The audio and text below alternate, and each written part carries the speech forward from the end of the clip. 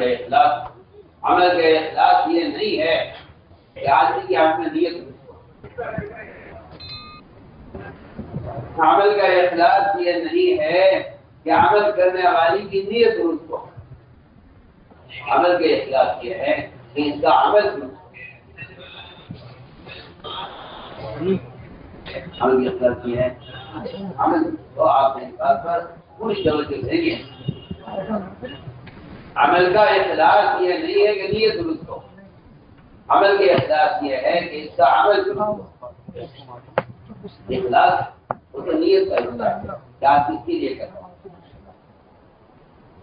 یہ کہتا ہوں یہ بہت آسان ہے کہ آپ اپنے عمل میں اللہ کی رضا کی نیت کر لیں. یہ بہت آسان ہے, بہت ہی آسان ہے. یہ کوئی مشکل کام نہیں. آپ اپنے عمل میں اللہ کی رضا کا ارادہ کر لیں. یہ بہت آسان ہے.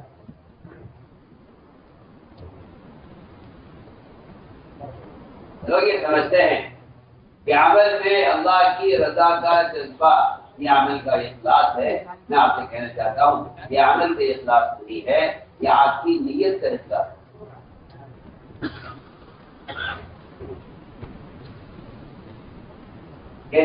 نیت کے بارے میں کہا ہے اخلاص نہیں.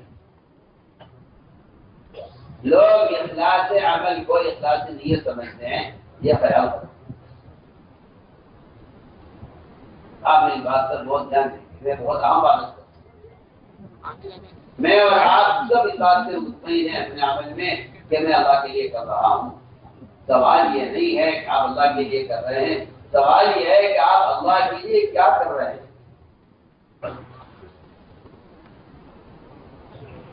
اللہ کے لیے کیا کر رہے ہیں. اگر آپ کی نیت اچھی ہے جب بھی آپ کا عمل مردود ہو جائے گا, کیونکہ آپ کے پاس نیت سے احساس ہے, عمل کے احساس ہے.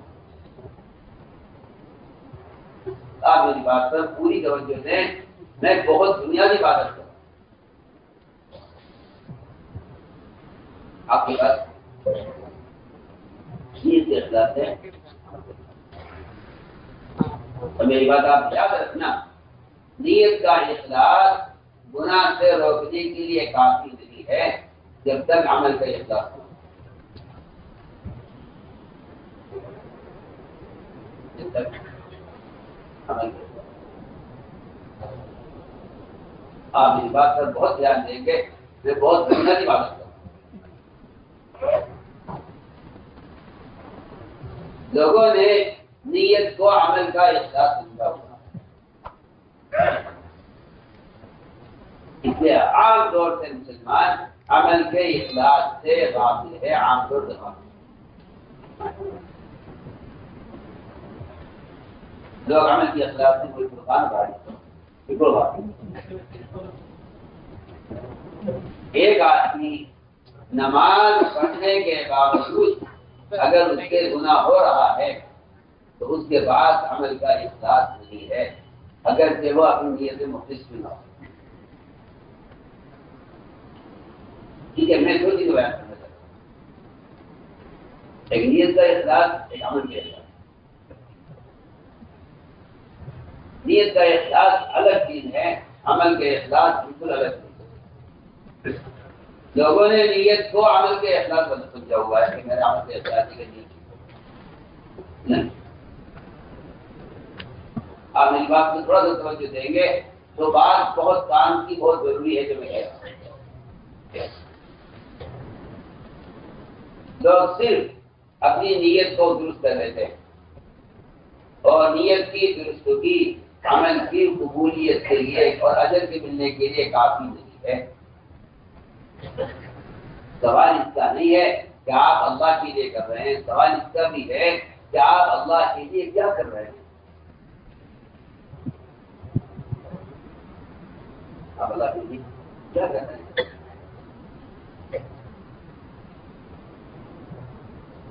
تو دو چیزیں بالکل الگ ہیں. ایک نیت کا احساس, دوسرا عمل کا احساس. آپ اس کو توجہ دینے جا رہے ہیں. نیت کے خلاف بہت آتا ہے, بہت ہی آتا ہے, کوئی بھی نہیں کہا. لیکن عمل کا اخلاص ساری جتنی قیدیں ہیں احکام کی اور جو پابندی ہے طریقہ عمل کی، آپ کیا کرو؟ نماز کا خشوع، نماز میں صفت احسان، اللہ بھلے کیوں نماز پڑھنا، نماز کا منکر سے روکنا، نماز کا واقعہ قابل قبول ہونا، اس ساری موجودات کا تعلق وہ نماز سے ہے۔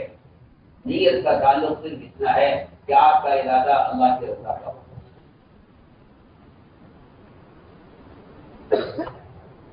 اگر آپ اللہ کے رضا کی نیت سے عمل غلط کر رہے ہیں، آپ کی نیت میں کتنا بھی اخلاص ہو، آپ کا عمل مردود ہو جائے گا۔ عمل کی قبولیت کے لیے جو شخص نیت کے اخلاص کی ہے، وہ شخص عمل کی اخلاص یہ میں کہنا چاہوں۔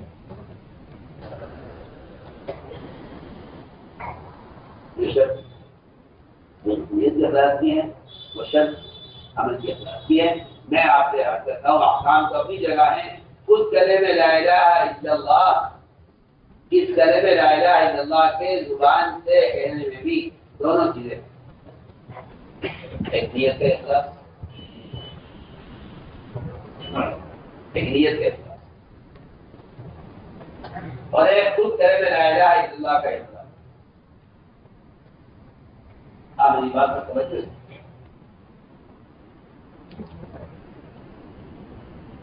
گجرات میں ایک کافی پر تلوار اٹھائی، دنیا کا عاشق بتایا جائے،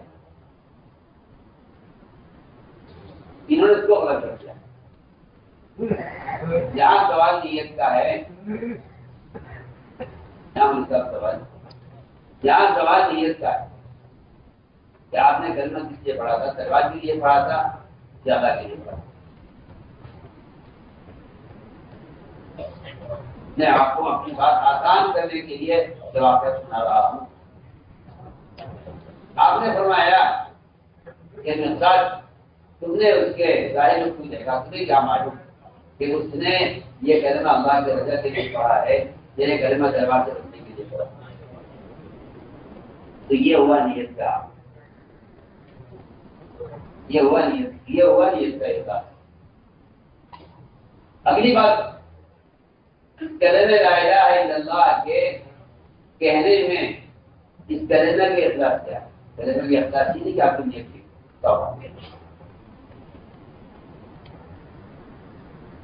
کلمہ کا اخلاص یہ نہیں کہ آپ کی نیت کی ہو۔ کلمہ کا اخلاص سے میں کہنا چاہتا ہوں حدیث کی روشنی میں وہ یہ ہے کہ آیا یہ کلمہ لا الہ الا اللہ تمہیں حرام سے روک رہا ہے؟ آپ نے فرمایا کہ شخص لا الہ الا اللہ اخلاص کے ساتھ کہا وہ جنت میں داخل ہو گیا۔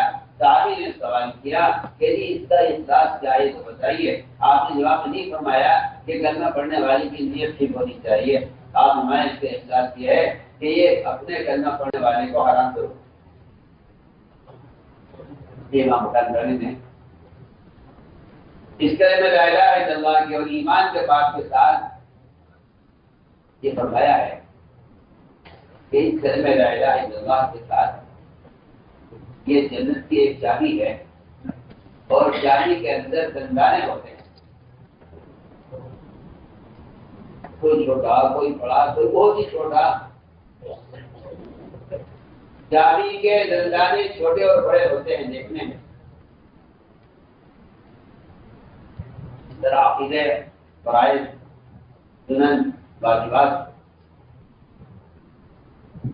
یہ دیکھنے میں چھوٹے بڑے معلوم ہوتے ہیں، لیکن ان سب کی اہمیت اتنی برابر ہے کہ ان میں سے چابی کا ایک دندانہ اگر ٹوٹ جائے یا تھوڑا سا گر کے چھوٹا ہو جائے تو آپ جانتے ہیں کہ اس چابی سے تالا کھلتا نہیں ہے، کہ اس کا دندانہ ایک ٹوٹ جائے صرف بہت آسان کر دو۔ اس کا ایک دندانہ ٹوٹ گیا ہے، اس کے اگر 100 دندانے بھی ہیں ان میں ایک ٹوٹ جائے تو تو 99 دندانوں سے تالا کھلے گا نہیں. یہ تو مخلوق کے ہاتھ کے بنائے ہوئے تالوں کا یہ حال ہے. تو پھر آپ کچھ سوچ لیجیے کہ آپ ناقص دین سے اور کہ میں لا الہ الا اللہ کے سارے دندانوں کے بغیر آپ سنت کے تالے کیسے کھول دیں گے؟ امام بخاری نے ایمان کے باب میں سب سے پہلے یہ روایت کی ہے کہ جس طرح چاندی کے دندانے ہوتے ہیں اس طرح کرے میں لا الہ الا اللہ، اس کے اپنے دندانے ہیں. میں آپ کو آسان بتا دوں، آپ نے بتایا کہ اس لیے کرے میں لا الہ الا اللہ اخلاص کے ساتھ کا وہ جنت میں داخل ہو گیا. صحابی نے عرض کیا اس کو اخلاص کیا؟ آپ نے فرمایا کہ یہ نہیں چاہیے. آپ نے فرمایا کلمہ کے اخلاص یہ ہے کہ یہ کلمہ لا الہ الا اللہ اپنے کہنے والے کو حرام کرو. اس وجہ سے معلوم ہوتا ہے صاف کہ نیت کا اخلاص الگ ہے، کلمہ کا اخلاص الگ ہے، نماز کا اخلاص الگ ہے، نماز پڑھنے والی کی نیت کا اخلاص الگ ہے. جتنے بھی احکام ہیں معاشرے کے، معاملات کے، عبادات کے، ان سب کا حال یہی ہے کہ نیت کے اخلاص الگ، عمل کے اخلاص. اگر اس بات کو نہ سمجھا تو آدمی عمل غلط کرے گا اور کہے گا میری نیت ٹھیک ہے. مثال آپ کو دیتا ہوں. ایک شخص اللہ کو راضی کرنے کے لیے سب سے چھپ کر صرف اللہ کو راضی کرنے کے لیے عید کے دن روزہ رکھے تو آپ اس کے بارے میں کیا کہیں گے؟ یہ آدمی عمل مخلص ہے یا نہیں؟ کہ یہ عمل تو مخلص ہے لیکن اس کا عمل قابل قبولی نہیں ہے صرف، بلکہ اس کو اس کے عمل پر گناہ ملے گا. عمل پر گناہ ملے گا، عمل پر گناہ ملے گا. حالانکہ یہ اپنے عمل میں مخلص ہے. ایک آدمی اثر کے بعد اپنے پڑے اتر گئی اللہ کو راضی کرنے کے لیے. سوال پوچھتا ہے کہ آپ کے عمل کے اخلاص، آپ کے عمل کے اخلاص تو میں نے عرض کر دیا ایک بالکل اصولی بات کہ مسلمان اپنے عمل کے اخلاص سے اور اپنے عمل کے کمال سے مسلمان اس لیے باطل ہو گیا ہے کہ اس نے کبھی بات کو سوچا ہی نہیں کہ میرے عمل کا اخلاص نیت کا ٹھیک ہونا ہے یا میرے عمل کے اخلاص عمل کا ٹھیک ہونا ہے. یہ ایک اصولی بات ہے. تو بات صاف یہ ہے، صاف بات یہ ہے کہ عمل کی قبولیت کے لیے نیت کا درست ہونا کافی. عمل کی قبولیت کے لیے اس عمل کا درست ہونا شرط ہے. تو میں کہ ہر عمل کا حال یہ ہے کہ اس عمل کا اخلاص روکے گا ہمیں حرام سے. صرف نیت کا درست ہونا حرام سے بچنے کے لیے کافی نہیں ہے، اس عمل کا اخلاص وہ ہمیں حرام سے بچائے گا. تو میں نے عرض کیا کہ اللہ کے خزانوں سے براہ راست فائدے اٹھانے کے لیے سب سے بنیادی عمل وہ نماز کا دیا گیا ہے. اس لیے قرآن نے سب سے پہلے فاتحہ استعانت کو عبادت سے جوڑا ہے. استعانت کو جوڑا ہے عبادت سے. استعانت کو اسباب سے نہیں جوڑا. استعانت کو عبادت سے جوڑا ہے. استعانت کو عبادت سے جوڑا ہے. استعانت کو عبادت سے جوڑا ہے. ایاک نعبد و ایاک نستعین، اے اللہ ہم جس طرح تیرے غیر کی عبادت کا تصور نہیں کر سکتے اس طرح ہم تیرے غیر سے استعانت کا بھی تصور نہیں کر سکتے. اس طرح تو خالص ہے اور ثنا ہے عبادت کا حقدار، اسی طرح تو خالص ہے اور حقدار ہے استعانت کا. اسے اس سے بدل دی جائے تو یہ اس کا ہے.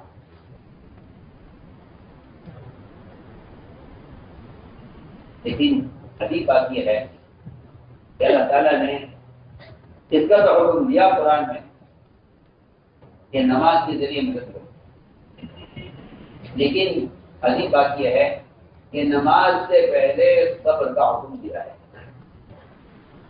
نماز سے پہلے صبر کا حکم دیا ہے۔ آپ میری بات پر توجہ دیں، نماز سے پہلے صبر کا حکم ہے، نماز سے پہلے صبر کا حکم ہے۔ لوگ اس صبر کے بارے میں اتنے ناواقف ہیں، اتنا ناواقف ہیں صبر سے، اکثریت مسلمانوں کی اس خیال میں ہے کہ صبر برداشت کرنے کو کہتے ہیں، حالانکہ یہ بات پتہ نہیں کہ جو شخص اپنے نفس کے خلاف، اپنے نفس کے خلاف،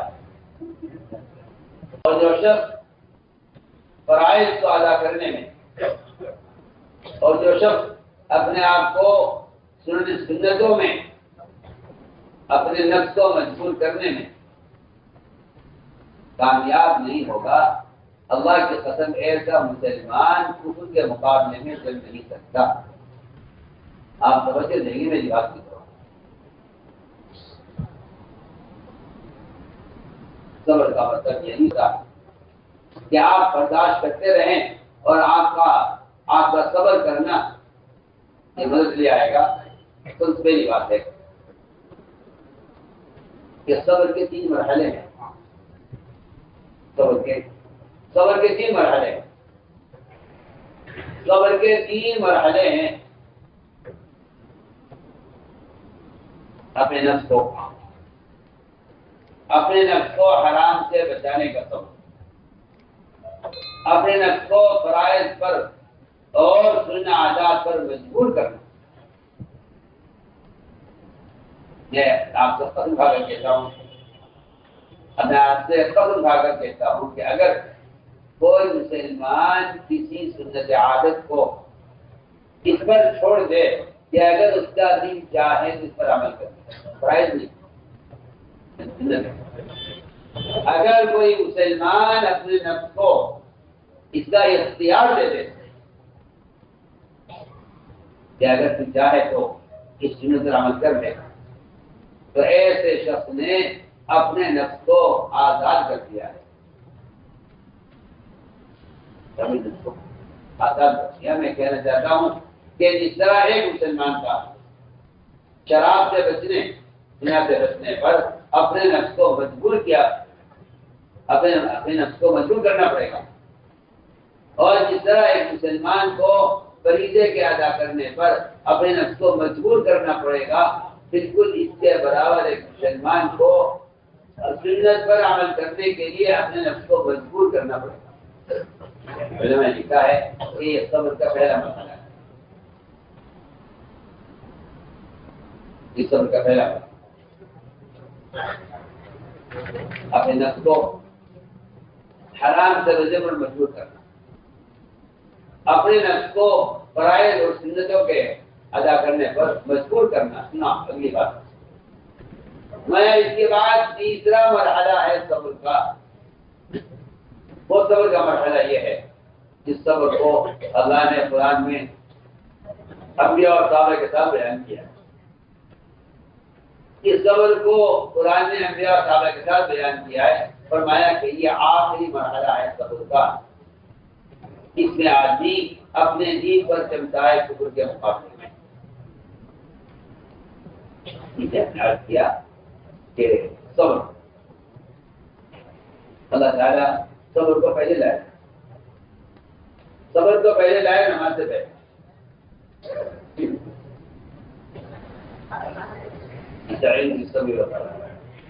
پہلے صبر پھر نماز، پہلے صبر، مارا صبر وہ تمہاری نماز کو اس قابل بنائے گا کہ تم اللہ کی نعمت کے صبر، تو صبر کو پہلے لائے نماز سے پہلے۔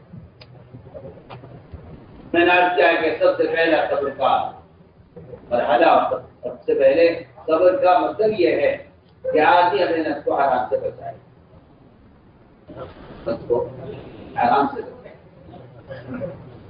نفس کو حرام سے بچانا یہ صبر کا سب سے پہلا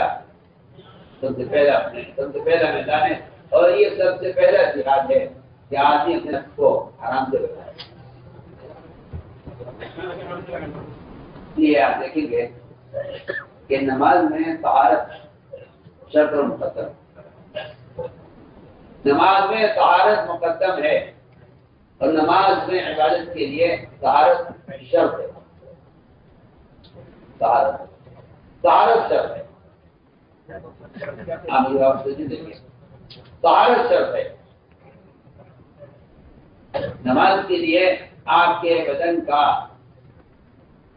حدث اصغر حدث اکبر دونوں وضو کا تقاضا ہے یا غسل کا تقاضا ہے؟ اس طہارت کے بغیر آپ کی نماز درست نہیں ہوگی۔ آدمی غسل کرے گا یا وضو کرے گا، وہ جانتا ہے کہ نماز کے لیے بدن کی طہارت شرط ہے۔ ہم یہ کہنا چاہتے ہیں کہ اس طہارت کا مسلمانوں میں جو تصور ہے وہ غسل اور وضو سے زیادہ طہارت کا کوئی تصور مسلمانوں میں نہیں۔ میں بہت کام سوال آپ سے کر رہا ہوں اور انتہائی ضروری بات کر رہا ہوں۔ غسل وضو سے بڑھ کر مسلمان کے ذہن میں طہارت کا کوئی تصور نہیں ہے، کوئی تصور نہیں ہے، جبکہ میں یہ کرنا ہے۔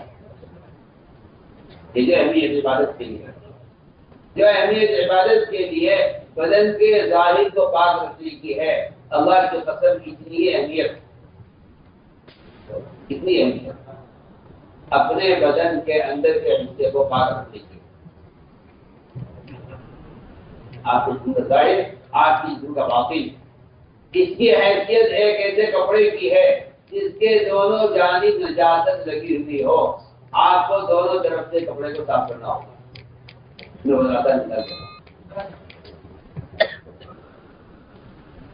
اہمیت بدن کے ظاہر کو پاک کرنے کی ہے، نجاست سے عبادت کے ادا کرنے کے لیے میں کہنا چاہتا ہوں یہ اہمیت بدن کے اندر کے خون کو پاک رکھنے کی ہے، دودھ سے اور غبن سے اور حرام چیزوں کے استعمال سے۔ لیکن مسلمان صرف ظاہری پاکی پر ہے، بدن کے اندر جو خون کو پاک رکھنے کی کوئی اہمیت اس زمانے میں نہیں رہی۔ جبکہ میں نے عرض کر دیا کہ آپ کا کپڑا ہے، چھوٹا کپڑا ہے، اس کپڑے پر دونوں طرف نجاست لگی ہوئی ہے، تو آپ کو دونوں طرف سے اسے صاف کرنا ہوگا۔ ہم یاد کرنا چاہتے ہیں جو اہمیت غسل وضو کی ہے، وہی اہمیت بدن کے خون کو عبادت کے لیے پاک رکھنے کی ہے۔ اس چیز سے روک آپ وہ ایک بدن کے ظاہر کو تو پاک کرنا جانتے ہیں، اور بدن کے اندر کے خون کو عبادت کے لیے پاک رکھنے کا کوئی نہ اس کی خبر ہے، نہ اس کا کوئی تقاضا ہے، نہ اس کی کوئی فکر ہے۔ جی ہاں، جبکہ آپ اور کریں گے قرآن میں کہ آپ کو سارے نیک اعمال، انبیاء ہوں یا عوام، نبی ہو یا امت، دونوں کے لیے حکم یہ ہے کہ آپ اپنے خون کو حرام سے پاک رکھیے نیک اعمال کرنے کے لیے۔ یا تمام انبیاء کا حکم ہے کہ اپنی غذا کو حرام سے پاک رکھیے، اپنی غذا کو حرام سے پاک رکھیے۔ مطلب کرتے ہیں کہ لوگ لقمہ کو معمولی سمجھتے ہیں، حالانکہ لقمہ سمندر ہے، خیالات اس کے موتی ہیں۔ لقمہ سمندر ہے، خیالات اس کے موتی ہیں۔ میں آپ سے ایک سوال کر رہا ہوں درمیان، اگر آپ ناپاک پانی سے وضو کر لیں تو آپ کی طہارت کا کیا ہوگا؟ وضو کی شکل تو بن جائے گی، وضو کی شکل بن جائے گی ناپاک پانی سے آپ وضو کر لیں.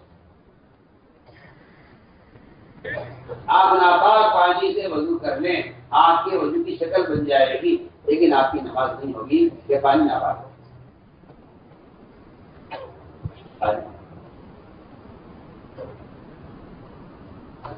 پانی کی تین اوصاف ہوتے ہیں، رنگ، بو، مزہ. پھر یہ کہیے کہ اگر یہ تین اوصاف بدل جائے پانی کے تو یہ پانی اب وضو کے قابل ہے. تو کیا ایک دودھ کا لقمہ اندر کے خون کو اتنا گندلا کر دیتا ہے، اتنا گندلا کر دیتا ہے کہ اب یہ بدن عبادت کے قابل نہیں ہے. آپ سنیں میری بات. انبیاء علیہ السلام کو حکم دیا گیا ہے اس کا، اور عام مسلمانوں کو بھی قرآن میں کہ اپنی غذا کو پاکیزہ رکھو. اگر تم چاہتے ہو کہ تمہارے بدن سے نیک اعمال ظاہر ہوں، یہ بات بالکل حق ہے کہ انسانی اعضاء گناہوں پر اتنا مزید ہو جاتے ہیں. ایک شخص کہتا ہے جی میں نامحرم کو دیکھنا نہیں چاہتا، مگر میری آنکھ بالکل مجھ سے بے قابو ہے، آپ کی آنکھ مجھ سے بے قابو ہے کہ آپ کی آنکھ کی باریک رگوں میں جو حرام خون دوڑ رہا ہے وہ نامحرم کو دیکھنے پر مجبور ہے. آپ اپنی آنکھ کو نہیں روک سکتے، اس لیے کہ جب آپ نے حرام روکا کھاتا ہے تو اس کے اعضاء گناہ کرنے میں اس سے بغاوت کر جاتے ہیں.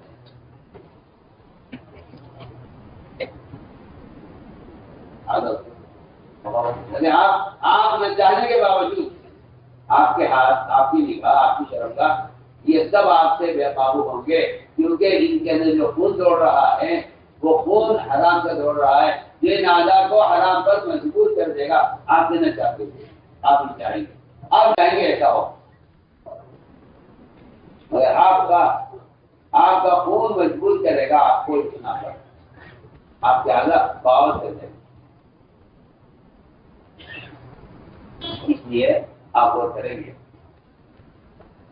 قرآن اور حدیث میں بات واضح ملتی ہے بالکل کہ آدمی کو چاہیے کہ اپنے خون کو پاک رکھے حرام سے، اپنے خون کو پاک رکھے حرام سے. جس طرح عبادت کے لیے اپنے بدن کے ظاہر کو پاک رکھنا چاہتا ہے، اس کو چاہیے کہ عبادت کے لیے اپنے بدن کے باطن کو بھی پاک رکھے.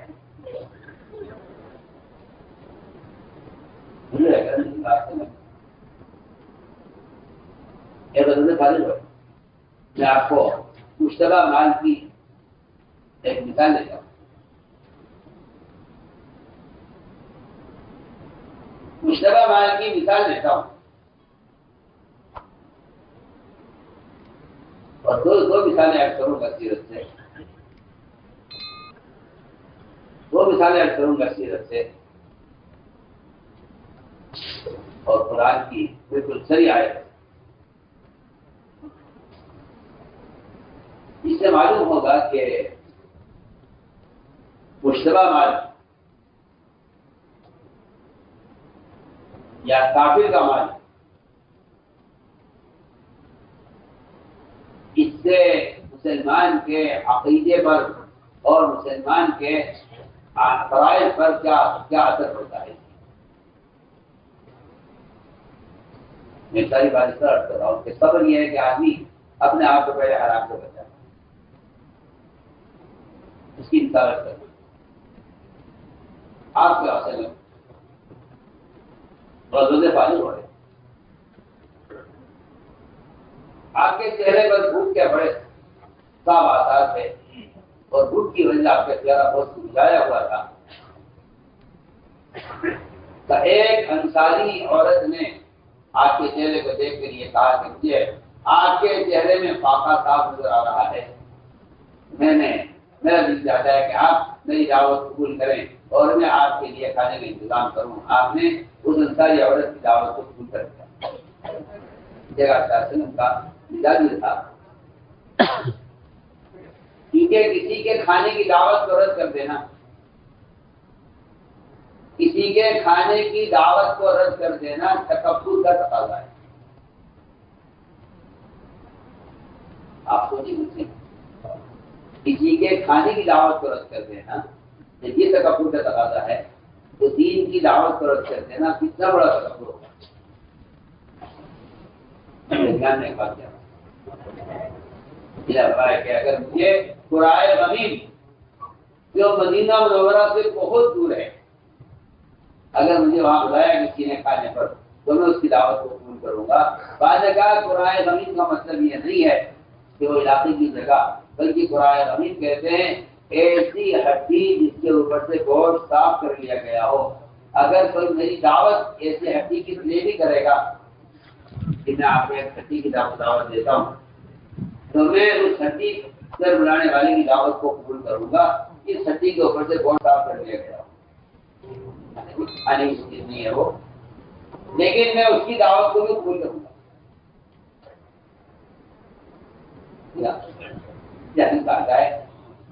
حدیث میں آتا ہے کہ بدترین ولیمہ وہ ولیمہ ہے جس میں مالداروں کو بلایا جائے اور ان کی خوشامد کی جائے آنے کے لیے اور وہ غربا جو شوق سے آتے ان کو نظر انداز کر دیا جائے. ایسا ولیمہ بدترین ولیمہ. میں آپ کو درمیان میں مثال کر رہا ہوں. دعوت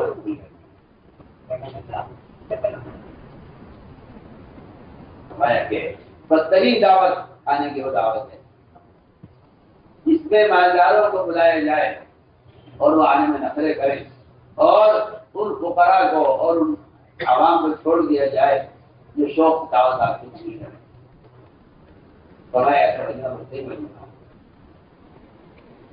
آپ چاہتے ہیں سوال یہ تھی کہ آپ نے فرمایا کہ اگر کوئی مجھے دعوت دے گا تو میں اس کی دعوت کو قبول کروں گا. ٹھیک ہے آپ چاہتے ہیں اس عورت کی دعوت کو آپ نے قبول کر دیا. اس عورت کی دعوت کو آپ نے قبول کیا اور اس نے اپنے ذاتی حلال پیسے سے اس عورت نے اپنی پڑوسن سے بکری خریدی اس کو خود ذبح کیا اس کا گوشت بنایا اور آپ کے لیے گوشت خود پکایا اور گوشت تیار ہو گیا اور نرم گوشت تھا تو اس بکری کا شخص جس کا گوشت آپ کو پسند تھا نرم گوشت آپ نے پیش کیا. آپ نے اس کا ایک لقمہ لے کر منہ میں رکھا. وہ لقمہ آپ کے منہ میں جا کر اتنا سخت ہو گیا کہ نہ آپ اس کو چبا سکے نہ آپ اس کو حالت سے نیچے اتار سکے. آپ نے کچھ دیر کوشش کی پھر لقمے کو باہر نکالا اور عورت سے پوچھا کہ تم یہ بکری کہاں سے لائی ہو جب اس نے گوشت بنایا ہے. یہ گوشت نہ میں حالت سے اتر سکتا ہے نہ میں اس کو چبا سکتا ہوں. کہاں سے آیا ہے تو اپنے حلال پیسے سے آپ کے لیے خریدا ہے. خریدار یہ کہتے ہیں اس زمانے کا خریدار یہ کہتا ہے کہ مجھے کیا معلوم کہ کون آدمی کیا بیچ رہا ہے میں نے تو حلال پیسے سے خریدا ہے. آپ یہ بات بول دیتے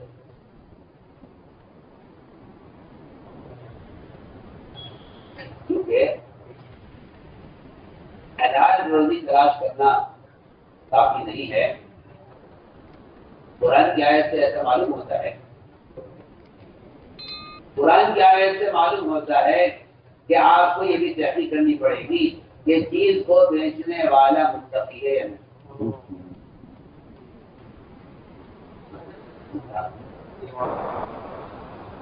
چیز تو بالکل پاکیزہ ہے حلال گوشت ہے. گوشت حلال ہے. سوال اس کا نہیں ہے گوشت حلال ہے. سوال اس کا ہے کہ اس گوشت کا بیچنے والا بھی متقی ہے.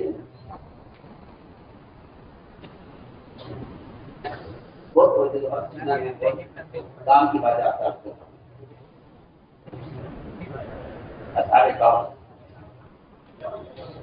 جن کو اللہ تعالیٰ نے ایمان والوں کی جماعت کہا ہے. قرآن کسی کا ایمان والا کہہ دے تو اس سے کمال ایمانی مراد ہوتا ہے. ہمارا آپ کے زمانے کا ایمان نہیں ہے جس کے فرق سے اڑا دیے ہیں بیچارے پڑھے لکھوں نے اور یہ کہہ کر ختم کر دی ساری حدیثیں کہ یہ تو لائن والی جتنی روایت ہے یہ تو سب زائد ایمان ہے. جس ایسا زائد ایمان بنایا اس کو اللہ مجھے معاف فرمائے. جن لوگوں کو دو چار عربی کے الفاظ یاد ہو جاتے ہیں نا وہ بیچارے اس زمانے میں اتنی آسانی سے مجتہد بن جاتے ہیں کہ انہیں بیچاروں کو اجتہاد کی شرائط کی جو خبر نہیں ہے کہ اجتہاد کی شرائط کیا ہے. وہ لایونی کی روایتوں کو یہ کہہ کے اڑا دیتے ہیں کہ اس سے تو کمال ایمان مراد ہے. تو انہوں نے اس کو، میں کیا آپ سے افسوس کی بات کروں، انہوں نے اس کو ایمان کا وہ زائد حصہ بنا دیا ہے جو ضرورت سے زائد سمجھے جاتا ہے.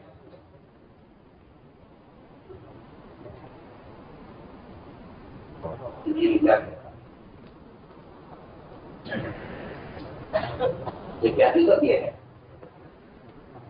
کہ قرآن نے جہاں بھی ایمان کو کہا ہے، قرآن ہمیشہ کمال ایمان کی بات کرتا ہے.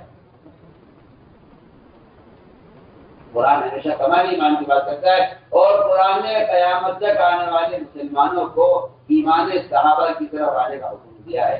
یہ نہیں کہا جس زمانے میں جیسا ایمان بنتا ہو کافی ہے، ایسا نہیں.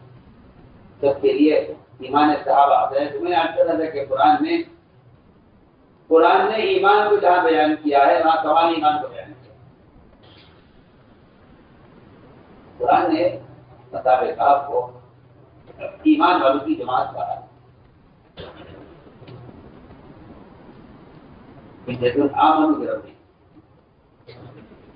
آگے فرمایا جتنا ہم خدا کہ ہم نے اصحاب کہف کو رشد و ہدایت میں اور اللہ تعالیٰ کی معرفت میں ہم نے ان کو بہت آگے رکھا ہے. اور قرآن نے کہا کہ ہم نے ان کے دلوں کو ایسا جما دیا ہے آپ پر، اور مزید یہ ہے کہ اللہ نے اکرام کو اتنا کیا، اللہ نے اکرام اتنا کیا ان کا کہ سورج ان کے باہر سے راستہ کاٹ کر نکلتا ہے کہ ان سونے والوں کی نیند خراب نہ ہو. جب تک وہ سوتے رہے سورج ان کے باہر سے راستہ کاٹ کر نکلتا تھا کہ سورج کی شعائیں ان کی نیند خراب نہ کرے. اور مستقل درندہ وہ ان کے دروازے پر تعینات ہے ان کی حفاظت کے لیے. اور اللہ نے روشن ڈال دیا ہے کہ مخاطب اگر تو وہاں سے گزرے، اگر تو وہاں چلا جائے تو پیٹ پھیر کے وہاں سے بھاگے. میں بات کر رہا ہوں کہ یہ سارے اللہ کی طرف سے ان کا احترام احساس کیا گیا ہے. اس سب کے باوجود وہاں یہ بھی ہوا کہ آسمان سے اللہ تعالیٰ باہر میں کھانا اتارتے اور ان کو اللہ تعالیٰ بغیر کسی کوشش کے ان تک پہنچا دیتے ہیں. جیسا آج کل خیال لوگوں کا خیال یہ ہے کہ ایمان کا ایک ایسا بھی درجہ ہے جس میں آدمی ایمان کی وجہ سے اسباب سے فارغ ہو جاتا ہے. مجھے ایسا ایمان کا کوئی درجہ، کوئی ثبوت، کوئی حدیث کہیں ملی نہیں تلاش کرنے کے لیے کہ ایمان کا کوئی ایسا بھی درجہ ہوتا ہے جہاں پہنچ کر مومن اسباب سے فارغ ہو جاتا ہے. ایسا ایمان کا نہ کوئی درجہ ہے، نہ یہ ایمان کی علامت ہے، نہ یہ ایمان کا تقاضا ہے. یہ ایک خیال اور تصور ہے کہ ایسا بھی ایمان ہونا چاہیے یا ہوتا ہوگا کسی کا جو ایمان اس کو سب سے فارغ کر دے. اگر خدا کی قسم ایسا ایمان ہوتا تو محمد صلی اللہ علیہ وسلم اور انبیاء اس کے زیادہ محمد صلی اللہ علیہ وسلم انبیاء ایسے ایمان کے زیادہ حقدار تھے جو ایمان مومن کو سبب کے استعمال اختیار کرنے سے فارغ کر دے. مجھے ایسے ایمان کی نہ کوئی دلیل ملی ہے، نہ ایسا ایمان کا کوئی درجہ ملا ہے. اس درجے کا ایمان ہے کہ جو آج کو اسباب سے فارغ کرتے ہیں. میں آپ کو بنیادی بات ان سارے اللہ تعالیٰ کی طرف سے اکرام، سورج تابع ہے ادھر، درندہ تابع ہے ادھر، اس سب کے باوجود انہوں نے اپنے ایک آدمی کو اپنے پاس سے سب نے پیسے دے کر بھیجا اور کہا کہ جاؤ جا کر تلاش کرو، جا کر شہر میں تلاش کرو کہ سب سے زیادہ متقی آدمی کون ہے. متقی آدمی، سب سے متقی تاجر کون ہے بازار میں کھانا بیچنے والا. کا کام تلاش کرنا کہ سب سے زیادہ متقی بیچنے والا کون. اب پھر یہ کیا کسی نہیں کرتے کہ جو چیز پہ کرے گی وہ پیار حلال ہے حرام ہے. بیچنے والا متقی ہو یہ تو تصور کی بات ہو گئی.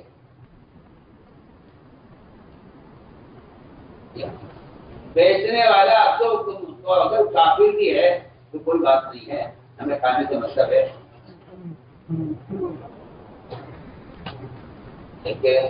صاف ہے تصویر آپ کا کام کہ وہ تحقیق کرے کہ بائیں مستقی ہو, کھانا بیچنے والا مستقی ہو اور کھانا باقی کا ہو. میں نے ساری بات کی ہے کہ انبیاء کو اور ایمان والوں کو سب سے پہلے یہ سوال ہوتا ہے کہ کھانا کہاں سے آیا. بات سے حضرت کے حالات سے رکھا نہیں کرا. آدمی سے نکال کر پوچھا عورت سے, ساری عورت سے کہ تم کھانا کہاں سے لائی.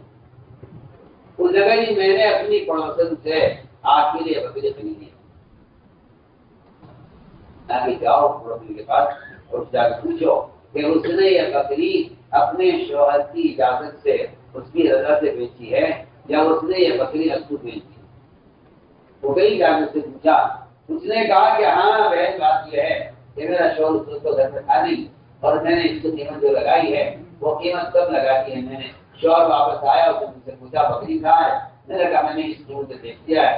اس نے کہا تم نے غلط بیچا ہے, اس کی قیمت تو اس سے زیادہ تھی, لہذا وہ بکری جو شوہر کی رضا کے بغیر ملتی ہے اس بکری کے گوشت کا رقبہ آپ کے ہاتھ سے نہیں.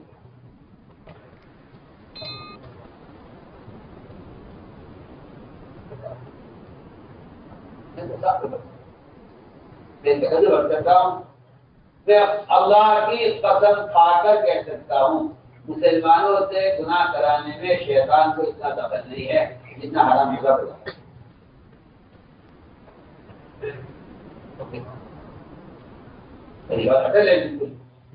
کہ مسلمان حلال روزی کے حاصل کرنے پر وہ مال خرچ نہیں کرتا جو مال یہود و نصارہ مسلمان کو حرام کھلانے پر خرچ کرتا ہے.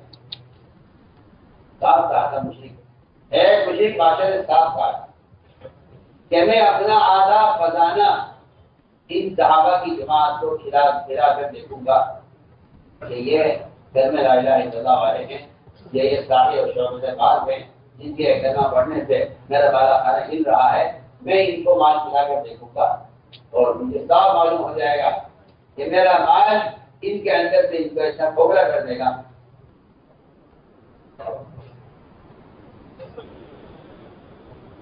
میں آپ کو بہت بنیادی مثال دے رہا ہوں حالت کی.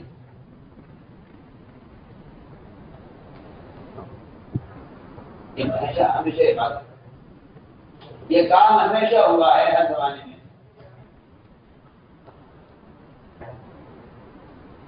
ایمان والوں کو ان کے دشمن زہر سے زیادہ انہیں حرام غذا کھلانے کی کوشش کرتے ہیں, کیونکہ زہر دے کر تو مار دیں گے اس کو دکھا دیں گے. وہ تو انہیں حرام غذا کھلا کر میں کیا آپ سے عرض کروں, کفر مسلمان پر اپنی لگام لگا دیتا ہے, جن سے حرام کو اتار دیتا ہے تو مسلمان کو اس کی لگام لگ جاتی ہے. میں آپ سے بہت دور بات کرتا ہوں. مسلمان کا خیال یہ ہے کہ استغفار کرنے سے حرام کھانے کا گناہ معاف ہو جائے گا. سوال گناہوں کی معافی کا نہیں ہے, سوال تو ان کی پاکی کا ہے.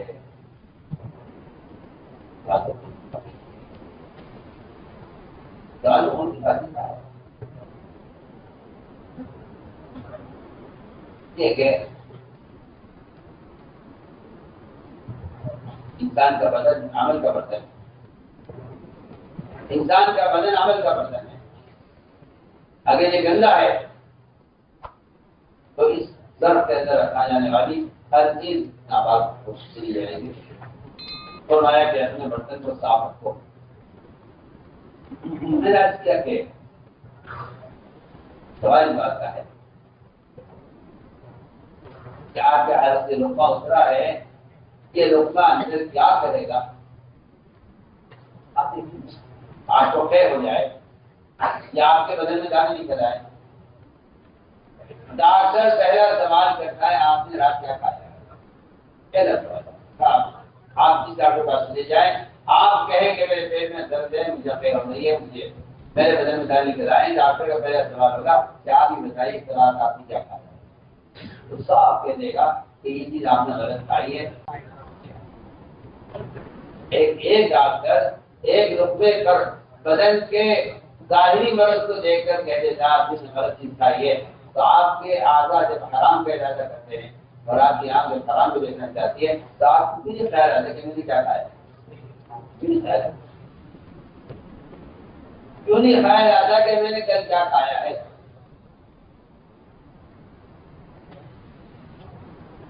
ٹھیک ہے, دوسری بات ہے یہ آدمی اس میں تقویٰ ہوتا ہے, جس کے دل میں تقویٰ ہوتا ہے اس کا معدہ حرام کو قبول نہیں کرتا. تو اللہ نے معاف فرمائے جن کے دل میں تقویٰ ختم ہو جاتا ہے حرام میں ختم ہو جاتا ہے. ورنہ لا یا کوئی کام کے لا تقی, اس کا مطلب ہی روایت کیا بنتا ہے کہ آدمی غذا اتنی پاکیزہ ہو کہ جو مستقی کو بھی ہضم ہو جائے. یا حدیث کا ٹکڑا ہے جو میں نے عرض کیا ہے لا یا کوئی کام کے لا تقی, کہ جو آدمی تیرا کھانا کھائے وہ مستقی ہو جائے, تیری غذا اتنی حلال نہیں ہے. اس آدمی نے غلطی سے اپنی زکات اندھیرے میں ایک زانیہ کو دے دی اور اس مالدار نے اپنی زکات غلطی سے اندھیرے میں ایک چور کو دے دی تھی. جس آدمی نے غلطی سے اپنی زکات کی رقم ایک اندھیرے میں ایک مالدار کو دے دی, اس زکات کے مال نے ان چیزوں کی اصلاح کر دی. اس نے زنا سے توبہ کر لی, اس نے چوری سے توبہ کر لی, اور اس مالدار کو جب زکات کا مال دیا گیا تو اس نے خود ہر سال زکات دینے کا فیصلہ کر لیا کہ دیکھ کے خود زکات نہیں دیتا, حالانکہ مجھے زکات دی جا رہی.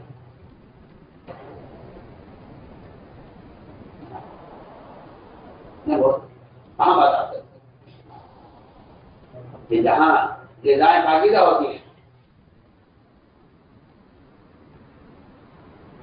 جہاں غذائیں پاکیزہ ہوتی ہیں, اللہ تعالیٰ ایسی غذا کو لوگوں کی ہدایت کا, تربیت کا اور تعلق اللہ کا ذریعہ اپنا دیتے. میرا دل چاہتا ہے میں آپ کو واقعہ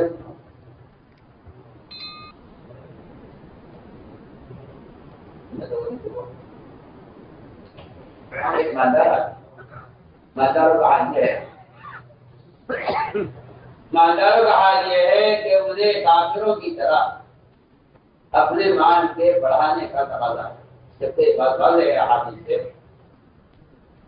کہ مال کو بڑھانے کے لیے حلال کمانے والا بھی,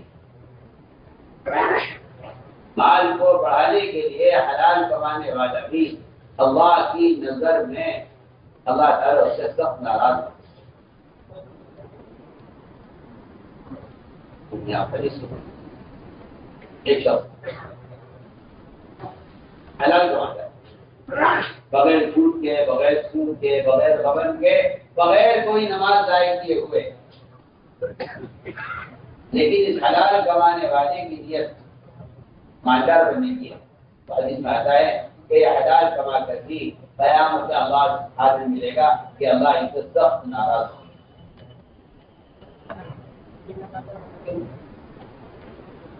حلال کما رہا, نماز کے ساتھ کما رہا, کسی کو دھوکہ نہیں دے رہا, کسی کا حق نہیں مانگ رہا, کیا وجہ کیا ہے اللہ کی ناراضگی کی؟ ناراضگی کی وجہ یہ ہے کہ آپ کا ارادہ اس سے مالدار بننے کا ہے. مال کی کثرت کی تمنا اللہ کیا کتنی معلوم ہے کہ حلال کمانے والا نے صحیح واحد کو غور کرنے کا کہ حلال کمانے والے سے اللہ قیامت میں ناراض ہوں گے کیونکہ اس کا ارادہ مالدار بننے کا ہے.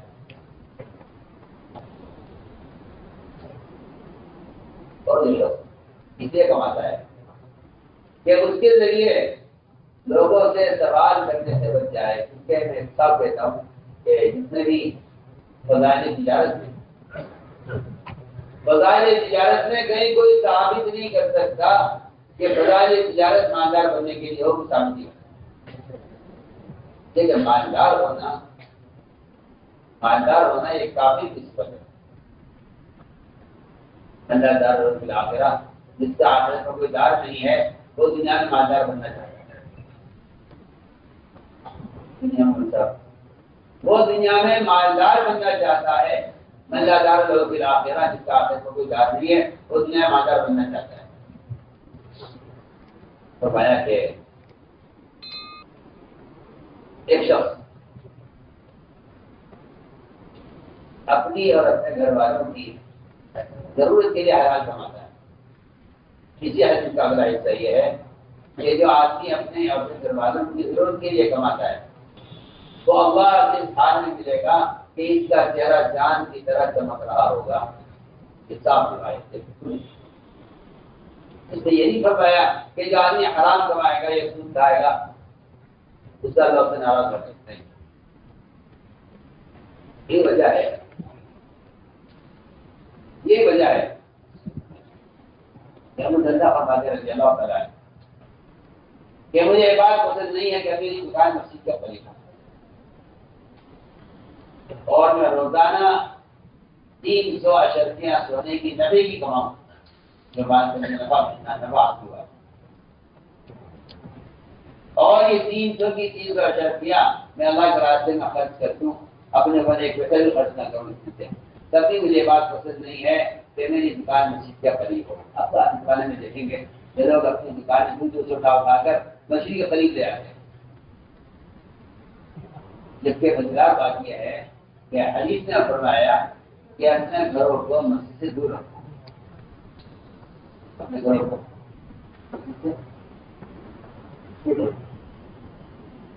کی بات ہے، بہت صاف بات.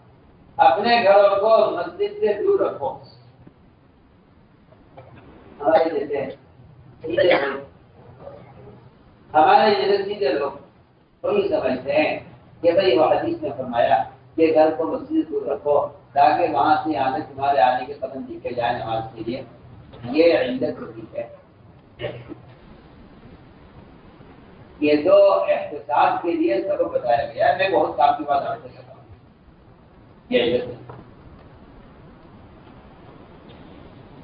کثرت اقدام مسجد کی طرف زیادہ قدموں کا اٹھنا یہ گھروں کو مسجد سے دور کرنے کی علت نہیں ہے. لیکن علت کوئی اور ہوتی ہے. علت کوئی اور ہوتی ہے. اس علت کی وجہ سے بات کو عمل میں لانے کے لیے اس پر اجر کا وعدہ کیا جاتا ہے. ہماری بات سمجھنا بہت مشکل ہے مگر ہمیں کہہ نہیں سکتا. آپ اپنا گھر مسجد سے دور رکھیں. اپنا گھر مسجد سے دور رکھیں. اس کا مقصد یہ نہیں ہے کہ وہاں سے آنے آپ کے آنے کے قدم لکھتے جائیں گے. یہ مقصد نہیں. مقصد یہ تھا کہ غفلت اور ذکر کی جگہ میں فاصلہ ہونا چاہیے. سن رہے سو رہے آپ کو میری بات کی طرف بہت توجہ دینی پڑے گی. ذکر و غفلت کی جگہ کے درمیان فاصلہ ہونا چاہیے.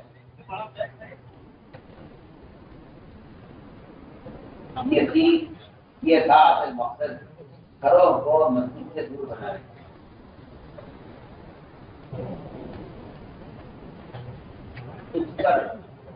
یہ اجر ہوتا دیا کہ آپ کے آنے کا قدم لکھے جائیں گے.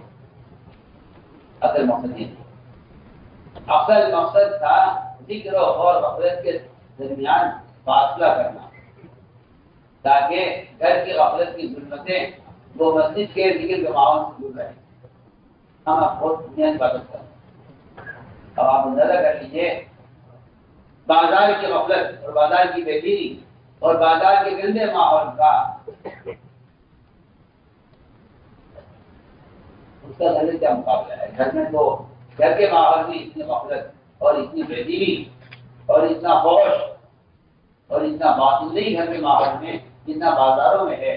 تو جب گھروں کو مسجد سے دور رکھنے کا حکم دے دیا تو بازار اور غیر مسجد دور ہونے کی کیا تھا ہونا کتنا ضروری ہوگا. بقی سے پیچھے رہ گئے تھے بازار کہاں بقی کہاں مسجد ہوگی. بقی کا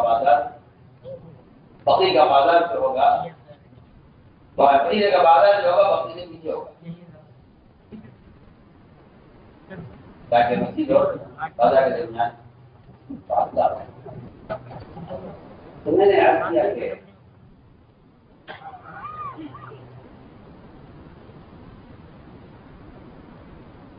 مالدار بننے کے لیے کمانا ختم کرنا. ایک آدمی بغیر سود کے بغیر غبن کے بغیر دھوکے کے بغیر نماز چھوڑے ہوئے بغیر کسی کا مارے ہوئے اگر مالدار بننے کے لیے حلال کماتا ہے تو اللہ سے ساتھ ملے گا. اللہ اور اگر اس لیے کماتا ہے کہ وہ اس کے گھر والے وہ ان کی ضرورت پوری ہو جائے. اس لیے میں کہا کرتا ہوں کہ تجارت کے فضائل تجارت کرنے کے لیے نہیں ہے. تجارت کے فضائل سوال سے بچنے کے لیے ہیں. جس طرح لباس کے فضائل میں لباس کے فضائل ہے کہ آپ ننگے نہ رہیں. ننگا رہنا حرام ہے. ننگا رہنا حرام ہے. جو لوگ پینٹ پہنتے ہیں وہ ننگے پھرتے ہیں. اس میں کوئی دورائی نہیں. آپ جھوٹی تعمیرات کریں کیونکہ آپ کو یہود و نصارہ کے طریقوں سے ایسی محبت ہو چکی ہے کہ آپ کے پاس سوائے تعویل کرنے کے کوئی راستہ نہیں. آپ کے پاس کوئی راستہ نہیں. آپ کے پاس آپ تعویلیں کر کے کسی طرح حرام کو حلال کرنے کی کوشش میں لگے ہوئے ہیں.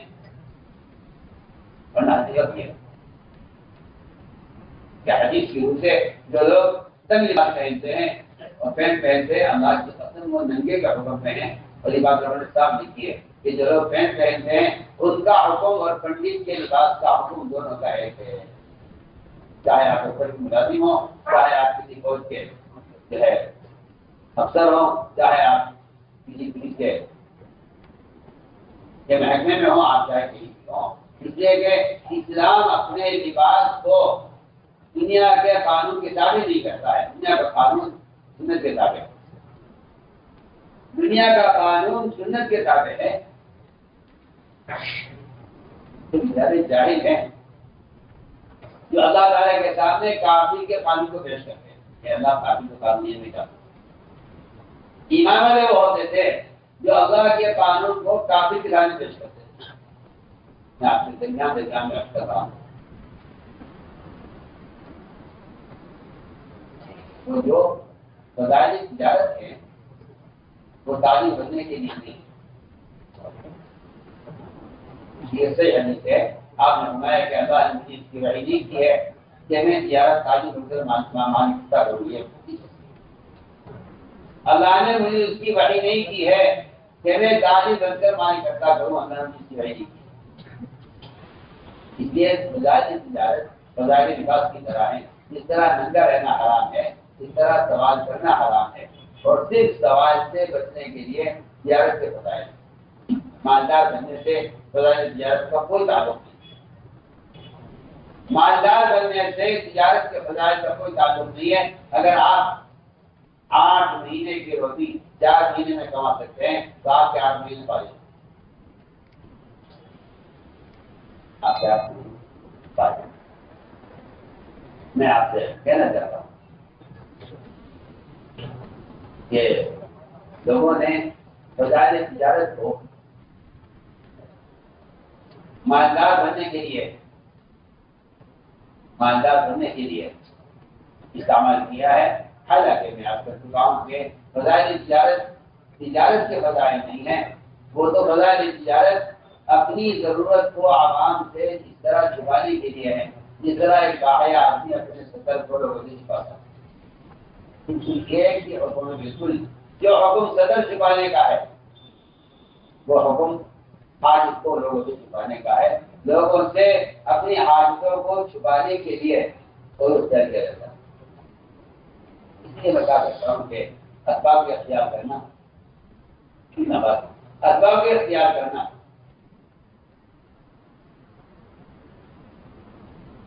اسباب اختیار کرنا وہ مخلوق سے اپنی حاجت کو چھپانے کے لیے لوگ سمجھتے ہیں تجارت ہے ملازمت ہے یہ مخلوق سے فائدہ اٹھانے کے لیے نہیں اسباب کے اختیار کرنا جو ہے وہ خالق سے فائدہ اٹھانے کے لیے چاہے میری بات سنی آ جائے اسباب کے اختیار کرنا خالق سے فائدہ اٹھانے کے لیے آپ کی بات سمجھ آئے گی نہیں اور میری جہاں نظر ہے وہ آپ کی نظر نہیں ہے کیونکہ حدیث میں آتا ہے کہ جو مخلوق سے استغنا ظاہر کرتا ہے خالق اس سے نہیں کر دیتا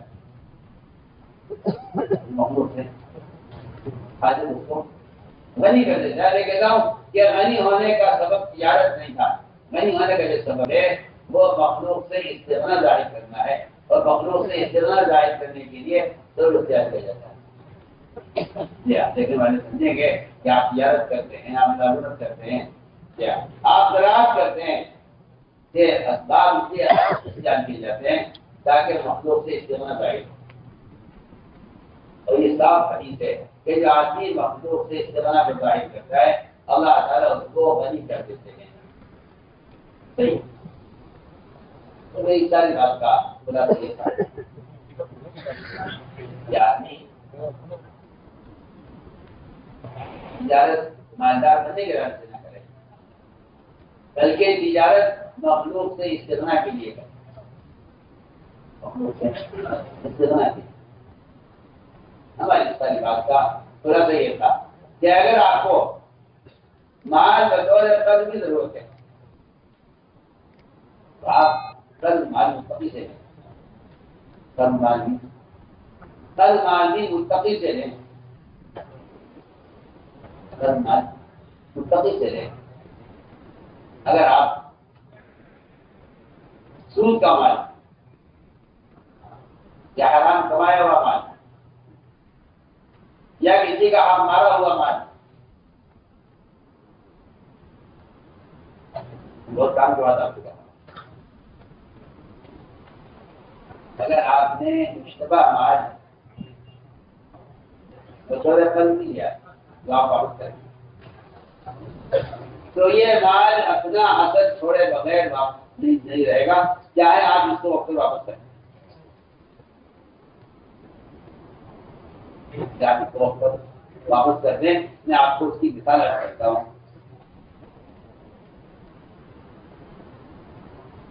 بنی اسرائیل کے یہاں ایک شادی تھی شادی کے لیے مال کی ضرورت ہے بنی اسرائیل کے یہاں شادی تھی شادی کے لیے مال کی ضرورت پیش آئی عام طور سے لوگ کہتے ہیں کہ وہ بہن کی شادی ہے تو ضرورت ہے مال کی اور آپ کو معلوم ہے کہ ہماری جو ہے دکان بکنے والی ہے بکنے والا ہے ہم انشاءاللہ 4 مہینے 6 مہینے میں آپ کو قرضہ ادا کر دیں گے اس وقت آپ قرضہ دے دیجیے بیٹی کی شادی ہو جائے وہ قرضہ ہوگا ہمیں 6 مہینے میں 4 مہینے ادا کر دوں گا یہ عام طور سے لوگ ایسی تقریبات پر قرض مان لے دیتے ہیں میں کچھ کہہ رہا ہوں ایسے مواقع پر لوگ اچانک پیش آنے والی ضرورت میں قرض دے دیتے ہیں اور واپس بھی کر دیتے ہیں ایسا ہی بنی اسرائیل کے زمانے میں ہوا کہ بنی اسرائیل میں ایک شادی تھی اس شادی کے لیے انہیں مال کی ضرورت پیش آئی خدا ہی بات ہے کہ ہر زمانے میں مال اسباب کی بہتات ہمیشہ کافروں کے پاس رہی ہمیشہ مال اسباب کی بہتات کافر کے پاس رہی ہے آپ کرتا ہوں کہ جو صحابہ اسلام لانے والے مالدار تھے وہ کلمہ پڑھتے ہی فقیر ہو گئے اکثریت ان کی ملے گی آپ کو اکثریت ان کی ملے گی تو کلمہ پڑھتے فقیر ہو گئے سیدنا عمر رضی اللہ تعالیٰ عنہ اللہ اکبر ان کی مان بڑی ماندار وہ ایسا لگاتے تھے جس گلی سے گزر جاتے تھے اس گلی میں خوشبو باقی رہتی تھی لوگ جیسے اس سے گزرے ہیں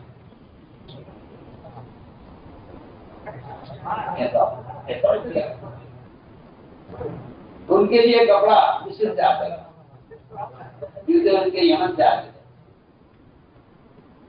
اور اتنے خوبصورت بال رکھتے تھے کہ جو ان کو دیکھتا تھا وہ دیکھتا رہ جاتا ان کا جیسا کھانا ان کے جیسے کپڑے ان کے جیسا جوتا ان کے جیسا یہ خوشبو ان کے جیسی ایسی تناؤ کی زندگی تھی کہ کوئی مکے کو اس کی مثال نہیں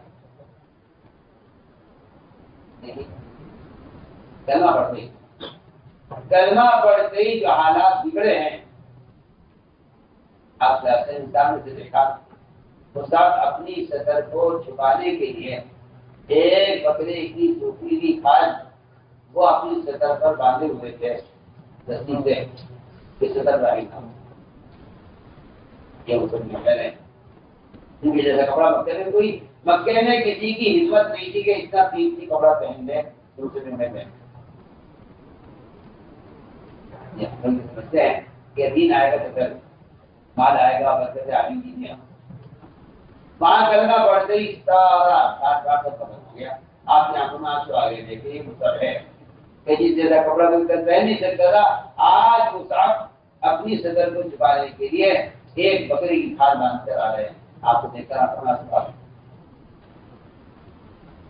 میں نے کہ یہ ہمیشہ کا دستور رہا ہے کہ مال اذکار کی محتاج کافر کے پاس نہیں رضی اللہ عنہ نے آپ کی بات کا تذکرہ کیا تھا چلے کیا بات ہے کہ بات کو نہروں میں باغات میں اور ریشم اور دیوار کے بستروں میں اور آپ اللہ کے نبی ہوتے ہوئے آپ کا بدن کا اکثر حصہ زمین پر ہے اور آپ کے کمر کے نیچے وہ ایسی اتنا موٹا بوریا پڑا ہوا ہے جس کے اشارات آپ کی بجلی پر ہیں اور گھر میں کوئی سامان نہیں دیکھ رہا ہوں اب تو آپ اس سے بیٹھ گئے اکبر کا فون بغل میں جائے پایا تب آپ کے بیٹے تھے اسے دھوکے میں اللہ تعالیٰ یہ سب کچھ ان کو دینے والے ہیں دنیا میں جس کا آخرت میں کوئی حصہ نہیں یہ مزاج بنایا تھا مسلمان کا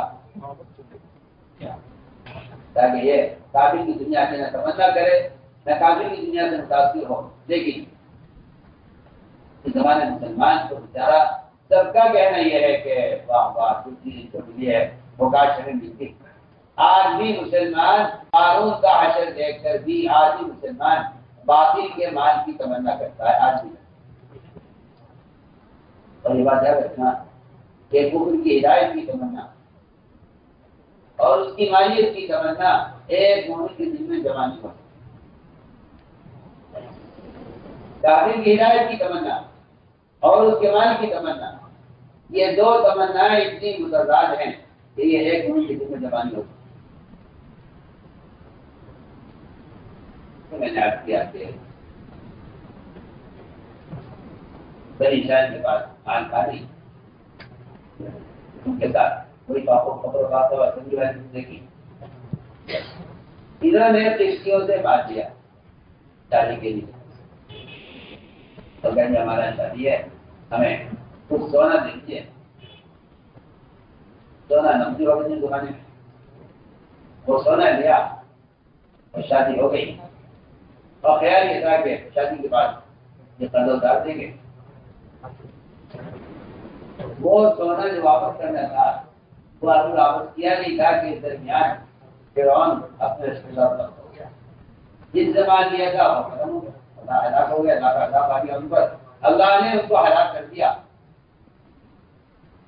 مگر یہ سونا رہ گیا بنی اسرائیل کے پاس اب دیکھیے اس دیے ہوئے قرض کا کیا اثر ہوا اور اس کی نحوست کہاں تک پہنچی سامری نے اس سونے کو جمع کیا اس سونے کو سامری نے جمع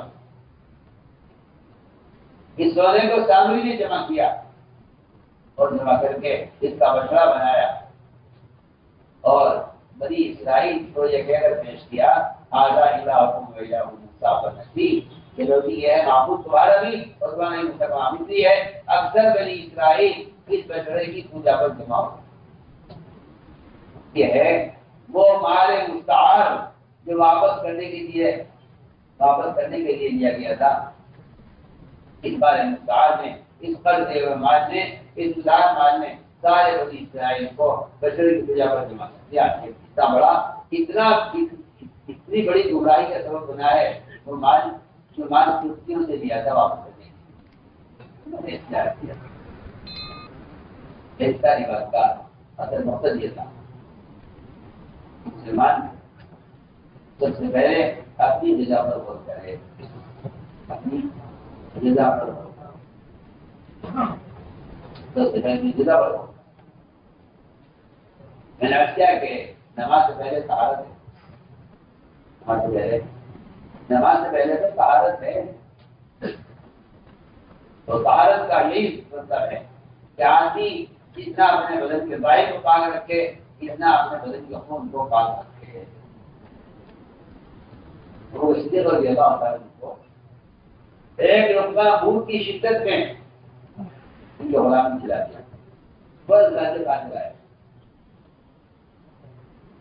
تعلیم میں کائنات کی آمدنی ہے، میرے قائم تھا رضی اللہ تعالیٰ نے اس لقمے کو پانی پی کر اپنے معدے کو اس طرح دھویا ہے جس طرح کوئی آدمی اپنے برتن میں دھویا ہے۔ شاید میں کہتا ہوں کہ وہ کہہ نہیں کر رہے تھے صرف، بلکہ وہ اس لقمے کے اثر کو اپنے معدے میں سے دھو کر صاف کرنا چاہتے تھے۔ وہ فرماتے تھے کہ جو لقمہ حرام آج سے تیار ہوا ہے، جہنم کی آگ اس کی زیادہ حملہ ہے۔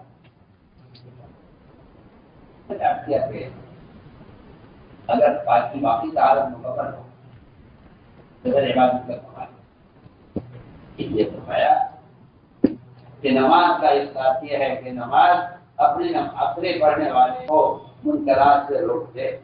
یہ بات بالکل واضح ہے، یہ بات بالکل واضح ہے کہ مسلمان کے جس عادت سے جو بھی گناہ ہو، آنکھ سے ہو، کان سے ہو، پیر سے ہو، وہ یہ دیکھ لے کہ اس کے اعضاء نماز میں بات جو تم چلے ایسے جواز کے دائرے میں پھنسے ہوئے ہیں۔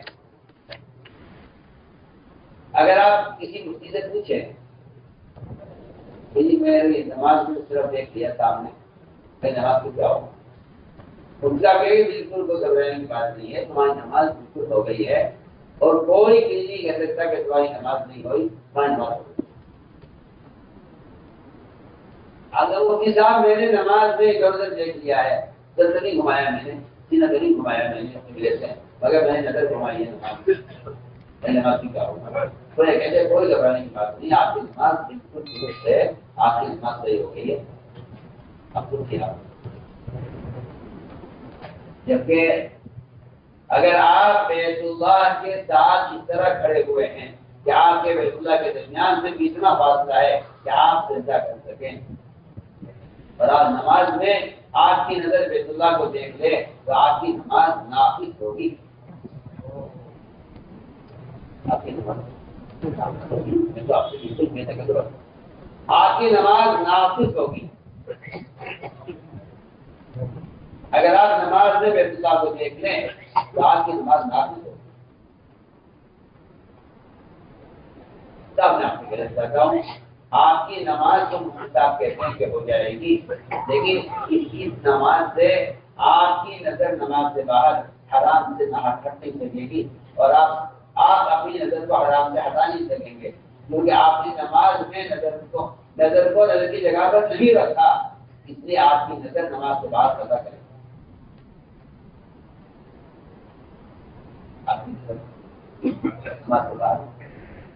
پتا کرے گی، میں آپ سے بہت بات کر رہا ہوں، اس طرف کوئی توجہ نہیں ہے۔ جس کے اعضاء نماز میں پابند نہیں ہوں گے اس کے اعضاء نماز سے بعد قضا کریں گے، اور ایسے قضا کریں گے آپ سمجھیں گے تو صغیرہ ہے، حالانکہ سرائری آدمی کو بیٹھ تک پہنچاتے ہیں، سرائری آدمی کو بیٹھ تک میں نے کتاب رکھی ہے کہ اگر اعضاء نماز میں پابند نہیں ہے تو آپ کے اعضاء نماز سے بعد قضا کریں۔ نے فرمایا کہ تمام اعمال میں آپ اگر غور کریں قرآن میں تو نماز سے بڑھ کر سارے منکرات سے روکنے والا عمل ہیں، کیونکہ کوئی عمل معراج نہیں ہے، نماز کی معراج، جس کی نماز درست نہیں ہے اس کے کسی عمل کا اعتبار نہیں ہے، اور جس کی نماز درست نہیں ہے تو میں نے شروع میں کر دیا تھا کہ عمل کا احساس یہ ہے کہ عمل اپنے کرنے والے کو منکر کرو۔ اس لیے بات واضح ہے کہ جس آدمی کی نماز اس کو گناہ سے نہیں روک رہی ہے وہ اپنی نمازوں کی کمی تلاش کرے، اس کی نماز میں کیا کرے، ورنہ یہ ناممکن بات ہے کہ کسی کی نماز کامل ہو کبھی ناقص ہو، یہ ناممکن بات ہے۔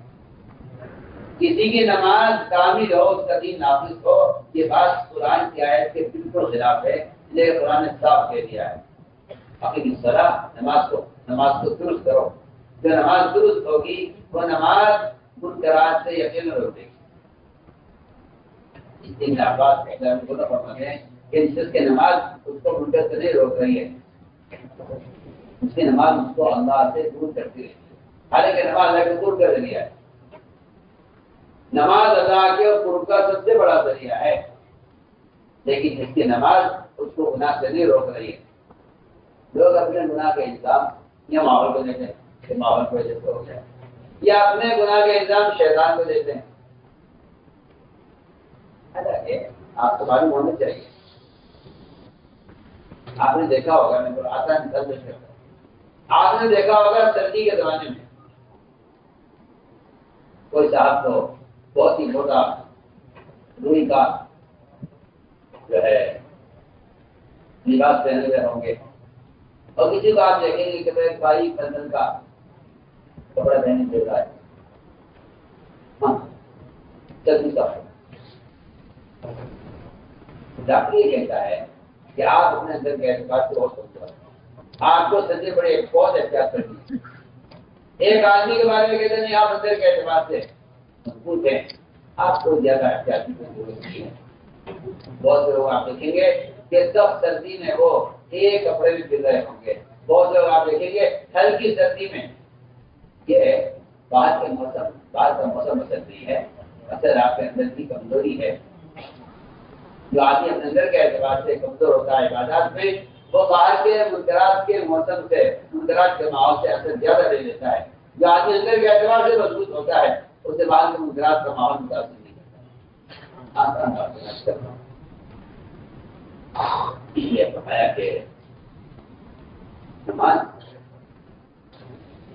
کہ نماز سے بڑھ کر کوئی اور سبب منکر سے روکنے والا بھی نہیں ہے، اور اگر آدمی نماز کو بگاڑ لے تو اس سے بڑا سبب اللہ سے دور کرنے کا، اور اس سے بڑا سبب اللہ کو گناہوں سے مبتلا کرنے کا، اس سے بڑا کوئی سبب نہیں۔ اس لیے فرمایا کہ اپنی نمازوں میں کمال پیدا کرو، نمازوں میں کمال پیدا کرو۔ پائے پیدا نماز وہی ہے جو منکر سے روکتے ہیں، پائے نمازوں میں کمال پیدا کرو، نمازوں میں کمال پیدا کرو۔ حدیث میں آتا ہے کہ جو شخص رکوع سے اٹھنے کے بعد اپنی کمر کو سیدھا نہیں رکھتا، اللہ اس کی نماز کی طرف دلائے نہیں دیتا۔ اپنے لوگوں کو پڑھنے کی دعا معلوم نہیں ہے کہ پڑھنے کی دعا کیا ہے۔ عام طور سے اللہ نے معاف فرمائے، ائمہ ہو یا عوام، امام ہو یا مقتدی، قومے کا تو دستوری ختم ہو گیا۔ یہاں گھر ایک صاحب آئے، کئی مرتبہ یہاں نماز پڑھی، نماز کا احساس ہے یہاں الحمدللہ قومے کا اہتمام ہوتا ہے۔ مجھے کہنے لگے کہ یہاں عجیب طرح کی نماز ہوتی، میں نے کہا عجیب طرح کی نماز نہیں ہوتی، آپ غلط نماز کی اتنے عادی ہو چکے ہیں کہ آپ کو صحیح نماز غلط لگ رہی ہے۔ آپ غلط نماز کی اتنے عادی ہو چکے ہیں کہ آپ کو صحیح نماز غلط لگ رہی ہے۔ جی ہاں، تو اتنی غلط بات کرتے ہیں، کہتے ہیں ہاں ہونی تو ایسی چاہیے مگر ایسی سے جائے گی نہیں۔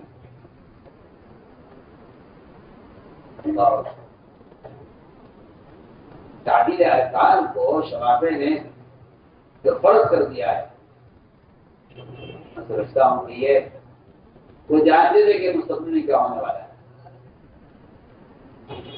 نہیں کہوں گا.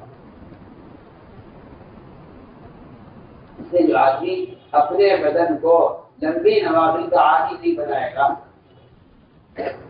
اس کے فرائض اس قابل ہوں گے نہیں کہ اللہ کے یہاں قبول ہو جائیں، یا اس کے فرائض قابل نہیں ہوں گے تو منتظر ہو جائے.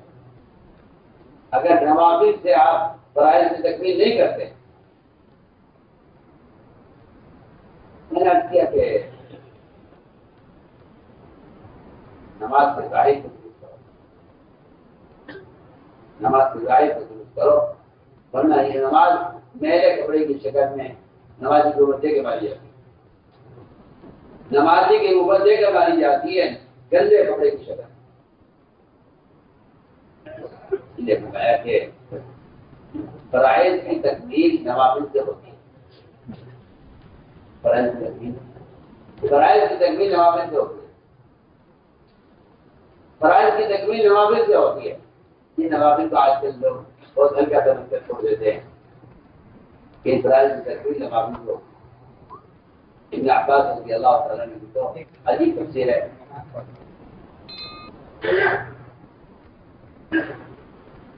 حافظوا علی الصلوات والصلاة الوسطى. سب کا کہنا یہ ہے کہ ابھی فجر کی نماز ساری نمازوں کے ساتھ ساتھ عصر کی نماز کا اہتمام زیادہ کرو. اس لیے کہ فجر کی نماز میں آتی اور سونے کا بہانہ ہو سکتا ہے کہ جی آپ نہیں زندگی. عشاء کی نماز میں آدمی کہہ سکتا ہے کہ جی میں جلدی سو گیا، عشاء کی چھوٹ گئی تھی، دن غالب آ گئی. فجر کی نماز، عشاء کی نماز، اس میں انسان کی فطرت جسے دین کہتے ہیں وہ غالب آ سکتی ہے.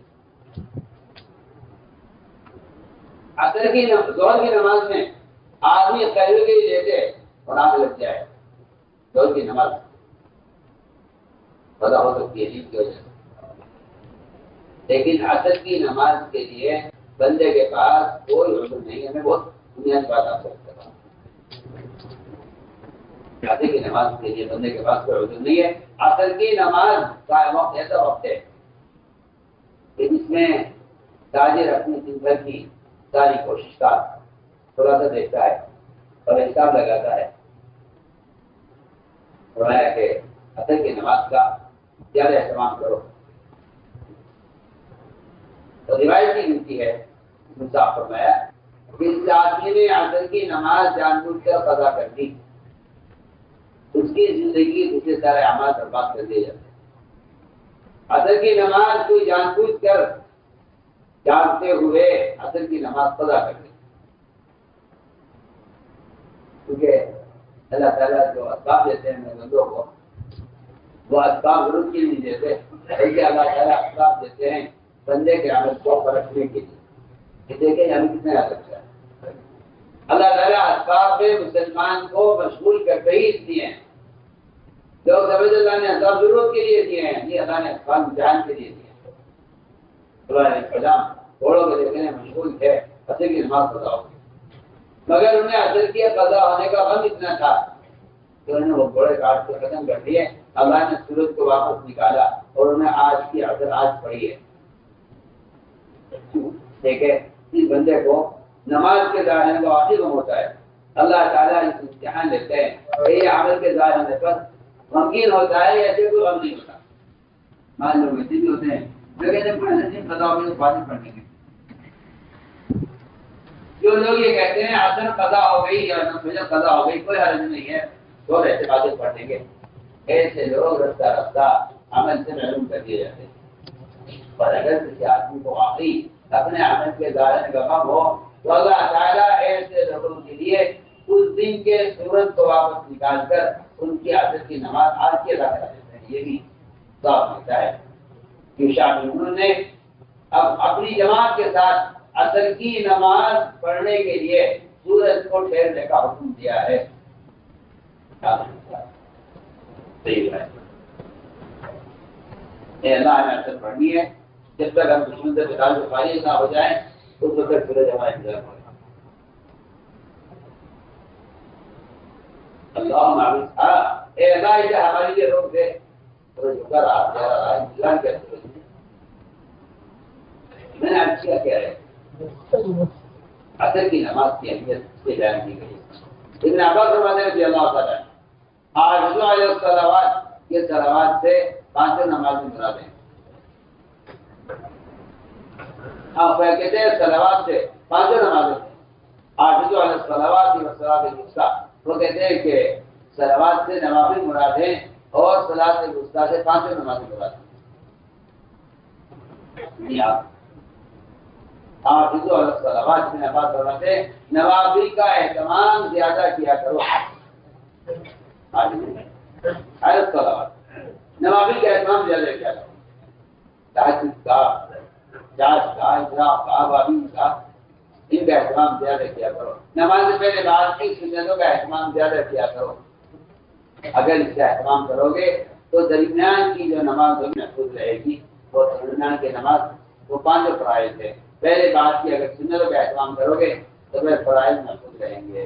حافظ علی الصلوات والصلاۃ الوسطیٰ وغیرہ صلاۃ الوسطیٰ سے 5 نمازیں مراد ہیں. میرے سوال تو اللہ تعالیٰ کا نظام ہے کہ وہ نماز کے وقت نماز کے وقت اللہ تعالیٰ کوئی ایسی ضرورت کوئی ایسا سبب لے کر آئیں گے جس کی بندے کو سخت ترین ضرورت ہے. اس امتحان کے لیے کریں گے. یہ دیکھنا چاہتے ہیں یہ ہمیں کتنے عادت ہے. آپ دیکھیں گے صبح سے لے کے شام ہو گئی. صبح سے شام ہو گئی کوئی گاہک نہیں آیا. کوئی کسٹمر کوئی گاہک دکان پر نہیں آیا. آج صبح سے لے کے شام ہو گئی 1 پیسے کی آمدنی نہیں ہوئی.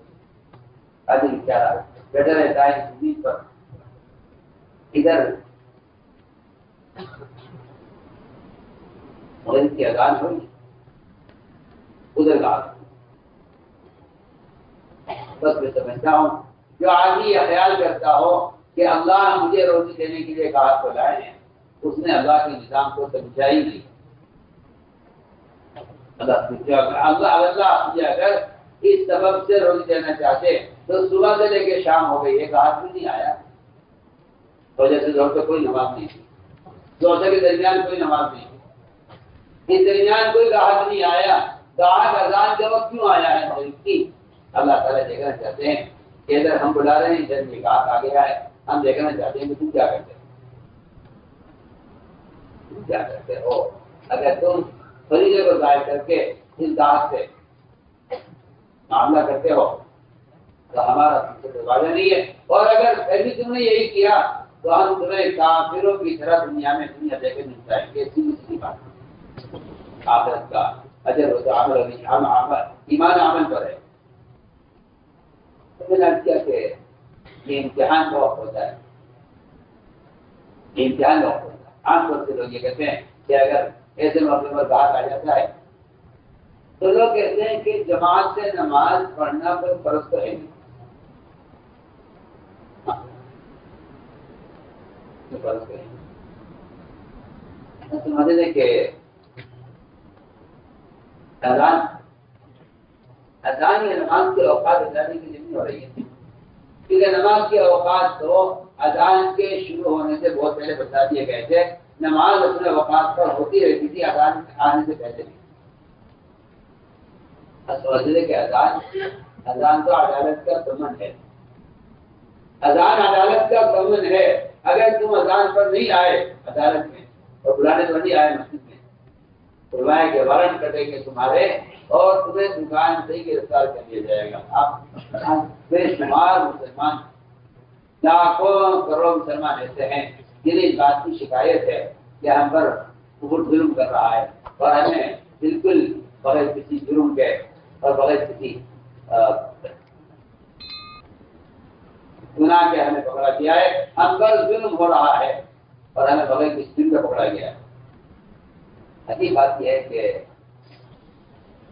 ابھی اللہ تعالیٰ کا حق مانگے تو ہے اور جب اللہ تعالیٰ تنبیہ کے لیے پکڑ لاتے ہیں تو یہ اپنے جرائم کو بھلا کر اپنے آپ کو مظلوم کہتا ہے کہ تو مظلوم ایسا بھی جاتی ہو. فرمایا کہ جب لوگ ناگوار پہ بات پیش آئے جس میں کوئی ناگوار بات پیش آئے تو تم یاد کرنا کہ تم سے قریب میں کوئی گناہ ہوا ہے. کہ میں نے یاد کیا کہ اللہ تعالیٰ عمل کا امتحان لینے کے لیے عمل کے وقت آپ دیکھیں گے کہ اذان شروع ہوگی، ادھر گاہک آ جائے گا. ایک دکان پر گاہک آیا اور اس نے اتنے آرڈر کیے اور اتنے آرڈر کیے کہ یہ کافی خوش ہو گیا کہ اس نے تو آج میرے دن بھر کی تکان اتار دی ہے. آج صبح سے لے کے شام تک بھی کبھی اتنی آمدنی نہیں ہوئی جتنی اس وقت اس نے مجھے آرڈر کر دیے ہیں. جس نے نماز کو ضائع کیا گاہک کے لیے آپ دیکھیں گے اللہ کی شکل میں عرض کر رہا ہوں کہ بعض مرتبہ سارا کپڑا کھلوا کر دیکھ کر سب کچھ کرنے کے بعد اچانک اللہ تعالیٰ اس کے دل کو اس سماج سے پھیرتے تھے اور یہ گاہک یہ کہتا ہے نہیں اس طرح کو سمجھ نہیں آ رہا ہے. بیٹھے بیٹھے بالکل اچانک تم نے نماز کو ضائع کیا ہے گاہک کے لیے. ہم گاہک کے دل بار مار سے ایسا پھیریں گے. آپ دیکھتے ہوں گے بعض مرتبہ کوئی آپ نے اگر آگے آرڈر کرتا ہے دکان پر تو دکاندار کہتا ہے کہ صاحب کے لیے چائے لاؤ. اسے امید ہوتی ہے کہ جو آدمی اتنا مال لے رہا ہے اس کے لیے ایک چائے کا خرچہ کوئی بڑی بات نہیں ہے. مگر یہ وہ تاجر جو گاہک کا دکان پر اکرام کرتا ہے اس نے نماز کو ضائع کیا ہے. اللہ تعالیٰ اس کے نماز کو ضائع کرنے پر اس کے گاہک کے دل کو ایسا پھیرتے ہیں کہ یہ تاجر گاہک کو گالیاں دیتے ہیں کہ خرید پہ کچھ نہیں ہے وہ ٹرائی کرتے ہیں یہاں کر رہے ہیں کہ اللہ تعالیٰ عمل کے وقت سبق کو لاتے ہیں عمل کا امتحان لینے اس لیے فرمایا کہ اسباب میں اعمال کا امتحان ہے. اسباب میں اعمال کا امتحان ہے. اللہ تعالیٰ اچانک سبب لے آتے ہیں دیکھنے کے لیے کہ اس وقت موسیٰ تو بیان پڑھ رہا تھا بیان میں ہے کہ اللہ تعالیٰ تیرے عمل کے امتحان کرنے لگی کہ نماز کا بڑا پابند ہے. اللہ تعالیٰ مسلمانوں کو اعمال میں سہولت دے دیں. اللہ مسلمان کو اعمال میں سہولت دے دیں. یہ کوئی عمل کا امتحان نہیں. عمل کا امتحان یہ ہے کہ ہم عمل میں رکاوٹ پیدا کریں گے دیکھنے کے لیے کہ تم اس عمل کی کیا کوشش کرتے ہو. میں ایک آدمی ہے نماز کا پابند ہے اذان ہوتے ہی دکان چھوڑ کر آ جاتا ہے. فرما رہے بیان میں کہ یہ نماز کے لیے آیا مسجد کے دروازے پر تھا. اچانک مجھے کسی نے آ کر کہا کہ بڑا وزیر آپ کے گھر پر آ گئے ہیں آپ کو طلب کرو. اگر یہ اس وزیر کے کہنے پر نماز تو نہ قضا کرے لیکن صرف جماعت کی نماز پڑھو کی بات کہہ رہے نماز تو نہ قضا نہیں کرے گا یہ. لیکن وزیر کے بلانے پر اگر اس نے جماعت کی نماز چھوڑ دی تو سمجھ لے کہ اس نے اللہ کے مقابلے میں وزیر کی بادشاہت کو تسلیم کیا ہے.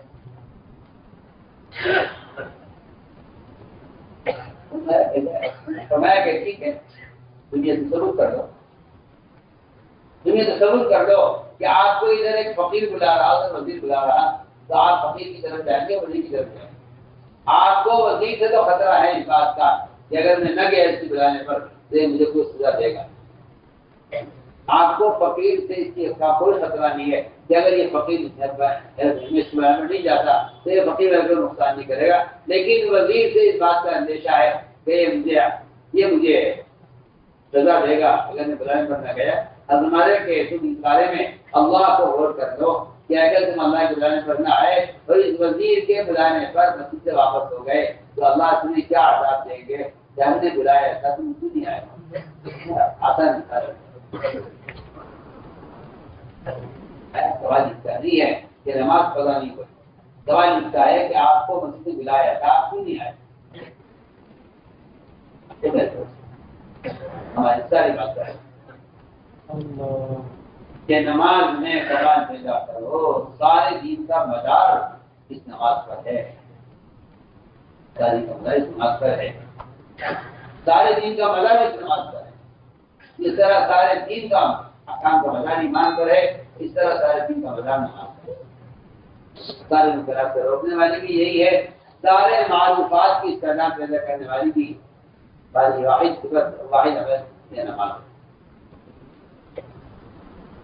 یہ مقصد سمجھ لیں، ہم تو اس راستے میں نکالتے اس لیے ہیں تاکہ کچھ وقت کے لیے بندہ ان اسباب کو بالکل ترک کر دے جن اسباب کی مشہوری کی وجہ سے نماز ضائع ہوتی ہے، دیش کا معیار گھٹ جاتا ہے۔ ہم تو کچھ وقت کے لیے چاہتے ہیں کہ ہر سال 4 مہینے عمل کے ماحول میں رہ کر اس عمل کی مشق کر کے اس عمل کے معیار کو بلند کرے۔ اس طرح ایک آدمی سارے کام چھوڑ کر تجارت کرنے لگ جاتا ہے، اپنے معاش کو بنانے کے لیے فرمایا اس طرح تجارت کو چھوڑ کر ایک آدمی نماز کے قائم کرنے میں لگ جائے، اپنی نماز کو کمال تک پہنچانے کے لیے۔ یہ تھا مقصد اس اللہ کے راستے کے حدود سے اپنی نمازوں کی تکمیل اور اپنی نمازوں میں کمال پیدا کرنا۔ سمجھ لے جس چیز کو اپنے پیدا کرنا چاہتے ہو باعتبار حقیقت کے اس کو تبلیغ کرو، قدر کھا کر آ سکے گا۔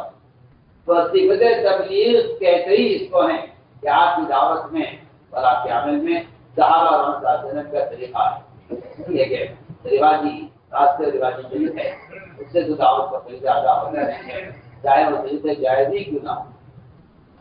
یہ مسلمان کے عمل کی گفتگی، مسلمان کے عمل کی گفتگی اور اس کے دین کا کمال وہ قرآن اور حدیث میں اصل دعوت کے ساتھ جوڑ دیا گیا ہے، دعوت کے ساتھ جوڑ دیا گیا ہے۔ ایمان کی تکمیل بھی دعوت کے بغیر ممکن نہیں ہے، اور اعمال کی تکمیل بھی دعوت کے بغیر ممکن نہیں ہے۔ اس لیے میں دوستوں آدمی کا عمل ضائع ہوتا ہے جہاں وہ سبب کے مقابلے میں ناکام ہو جاتا ہے، وہاں عمل ضائع ہوتا ہے۔ اس نے فرمایا کہ اپنے ایمان اور عمل کی تکمیل کے لیے دعوت دی گئی ہے، اور ہم نے صاف کہہ دیا کہ اس سے زیادہ پختہ عمل اور زیادہ اچھا عمل ہو بھی سکتا ہے، دعوت کے بعد اس کو جواب ہے۔ نقل حل کے تجربی امت کو اللہ کے فرائض پر جمع کرنا ہے، اس لیے کہ اجتماعی عمل کا ماحول ہی وہ ماحول ہے جس سے آدمی دین پر قائم رہ سکتا ہے اور جس کے ذریعے آدمی فتنوں سے بچ سکتا ہے۔ صاف روایت ہے اگر فتنوں سے بچنا چاہتے ہو تو نجات کے 3 اسباب بتائے گئے ہیں۔ ایک عموم میں رہنا، اجتماعی کے ساتھ رہنا، اور خدا فرمایا کہ جو آدمی جتنا مسجد میں زیادہ رہے گا انتظام کا مطلب یہی ہے، عمدہ فکر سے محفوظ رہے گا۔ اصل مقصد یہی تھا کہ آدمی زیادہ سے زیادہ عمل کے ماحول میں رہے، اس لیے ہر جگہ اس کا ماحول قائم کرنا ذاتی فرائض کو ضائع کر دیتا ہے۔ اس کے کفر کے اسلام کی وہ ساری رکاوٹیں ختم ہو جاتی ہیں، جو رکاوٹیں کفر سے روکنے والی ہوتی ہیں۔ نماز کے بڑی جگہ ضائع کرنا ان ساری رکاوٹوں کو ہٹا دیتا ہے۔ مسلمان میں ابتداء خدا کی قسم ہے ہی نہیں، تو آپ کو بڑی بات سے شکایت ہوتی ہے، میں تو صاف طور پر کہتا ہوں کہ جو مسلمان اپنی ذات سے انفرادی اعمال کر رہے ہیں اس بات کو یاد رکھیں کہ ارتداد کے بڑھنے کا سبب انفرادی اعمال میں لگے رہنا ہے۔ میں تو بے تکلف ہوئی بات کہتا ہوں، آپ کو بری لگے اچھی لگے، آپ کو اتفاق ہو اختلاف ہو، مجھے اس کی کوئی پرواہ نہیں ہے، الحمدللہ میں بے تکلف کہہ رہا ہوں، قرآن کی روشنی میں عرض کر رہا ہوں۔ جو لوگ اپنی ذات سے عمل کرنے کو کافی سمجھتے ہیں وہ یہ بات یاد رکھیں کہ ارتداد کا اصل سبب یہی ارتداد کا اصل سبب آپ کو اچھا لگے برا، اگر آپ دعوت کے بھیجے کو چھوڑے ہوئے ہیں تو ارتداد کو روکنے کا خدا کی قسم کوئی پمفلیٹ، کوئی ذریعہ، کوئی سبب، کوئی رسالہ، کوئی اخبار، کسی نبی کا کسی صحابی کا طریقہ نہیں ہے کہ آپ ارتداد کو ان رسائل سے اخبارات سے روک دیں۔ جتنی چاہے آپ پمفلیٹ چھاپیں، جتنی چاہے آپ نشر و اشاعت کر لیں، آپ کی نشر و اشاعت کہیں اس کا آپ ثبوت نہیں پیش کر سکتے کہ نشر و اشاعت سے کبھی اس طرح روکا گیا ہو۔ سارے فرائض کی بات کر رہے ہو، صرف زکات کے فریضے سے ایک قبیلے نے انکار کیا تھا، کوئی فرمان لکھ کر نہیں بھیجا مدینے سے کہ زکات ادا کرو ہمارے ملک میں، میں کمیونٹی کو خالی کروں گا، ان کو زکات ادا نہیں۔ سارا مدینہ نہیں، سارے مسلمان نہیں، ایک قبیلہ چند لوگ انہوں نے کہا ہم نماز پڑھیں گے، روزہ رکھیں گے، حج کریں گے، جہاد کریں گے، سارے ہم اپنی زکات دیں گے۔ یہ زکات دیں گے امیر کو نہیں دیں گے، یہ زکات دیں گے پوری نہیں دیں گے، یہ زکات دیں گے پھیر کر دیں گے۔ فرمایا کہ کوئی بھی بات ہم برداشت نہیں کریں گے، ہم مدینے کو خالی کریں گے ان کو زکات بجانے کے لیے۔ آج مسلمان اکثر دین کو چھوڑے ہوئے ہیں، لیکن آپ پوچھتے ہیں نکلنے کا کیا نکلنا فرض ہے؟ یعنی مجھے بعض پڑھے لکھے لوگوں پر تعجب ہوتا ہے جو کہتے ہیں وہ تو قتال کے لیے نکلا جاتا تھا، اب تو کوئی قتال نہیں ہو رہا ہے، اب تو نکلنے کا تقاضا کر رہے ہیں۔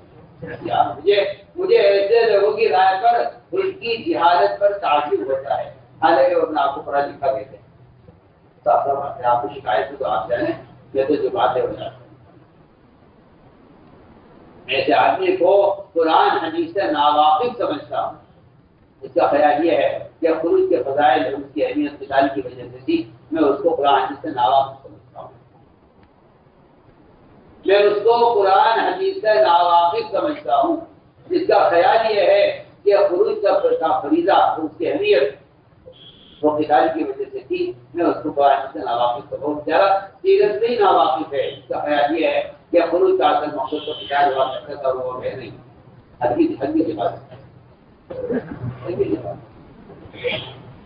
میں بال بچوں سوچتا ہوں، آپ بتائیے آپ کو کیا خیال ہے؟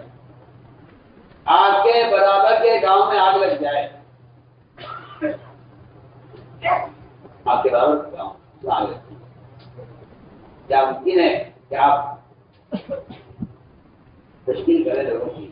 بتاؤ بھائی تمہیں کون کون تیار ہے گاؤں میں آگ گزاری کے بعد جانے کے لیے؟ نام بتاؤ۔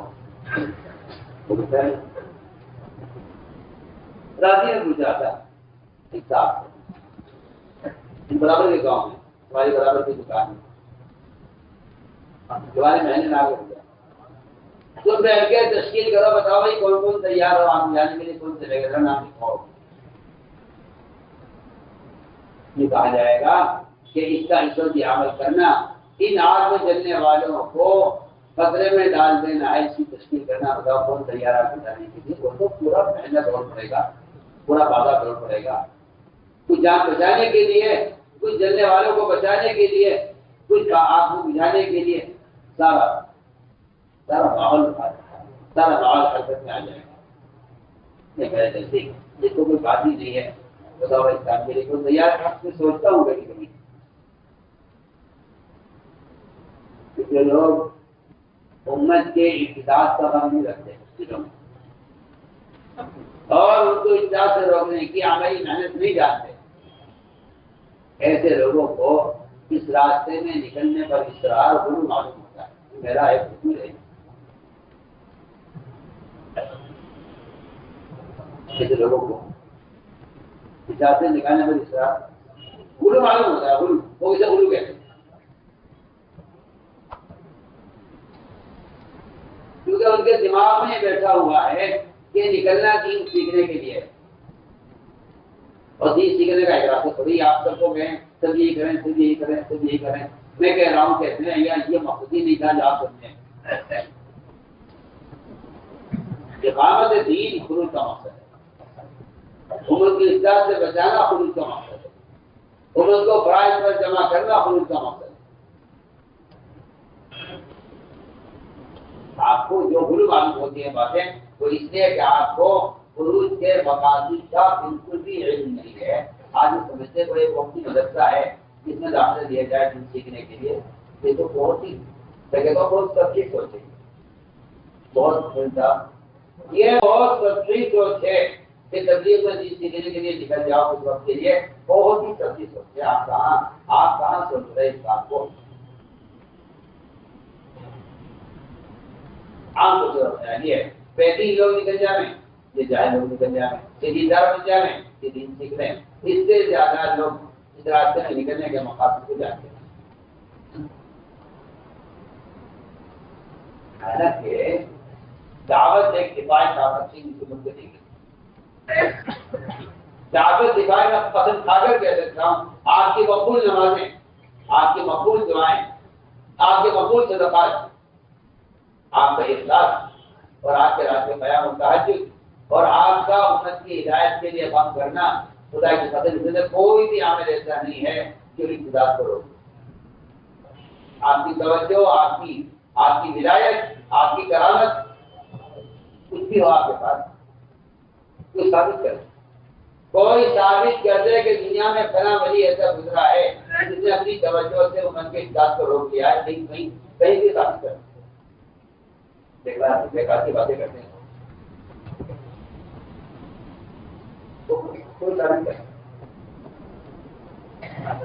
کوئی ثابت کر دے کہ فلاں ولی نے اپنی توجہ سے اطاعت کو روک دیا، وہ ثابت کرے.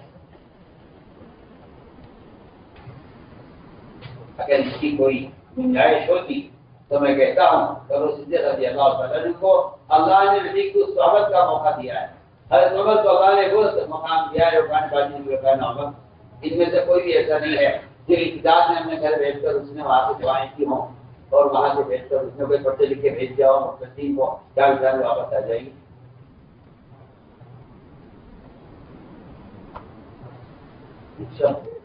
اپنے آپ لوگوں کا خیال ہے کہ جامع سے دن باقی رہ سکتا ہے. میں نزدیک تو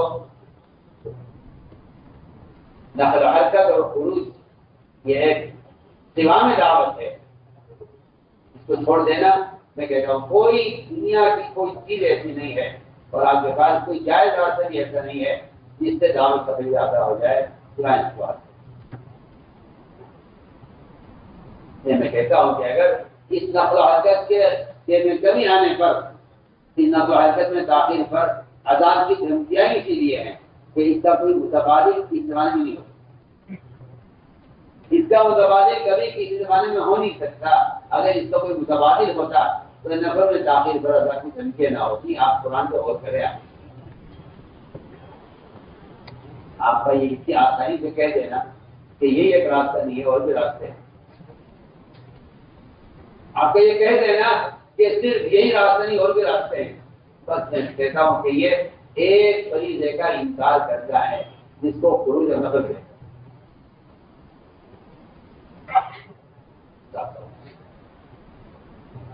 نقل کو ہمارے یہاں سفر مت ہے. اس راستے میں نکلنے میں تاخیر کرنا اللہ کے عذاب کو دعوت دینا ہے. عمل کا اخلاص.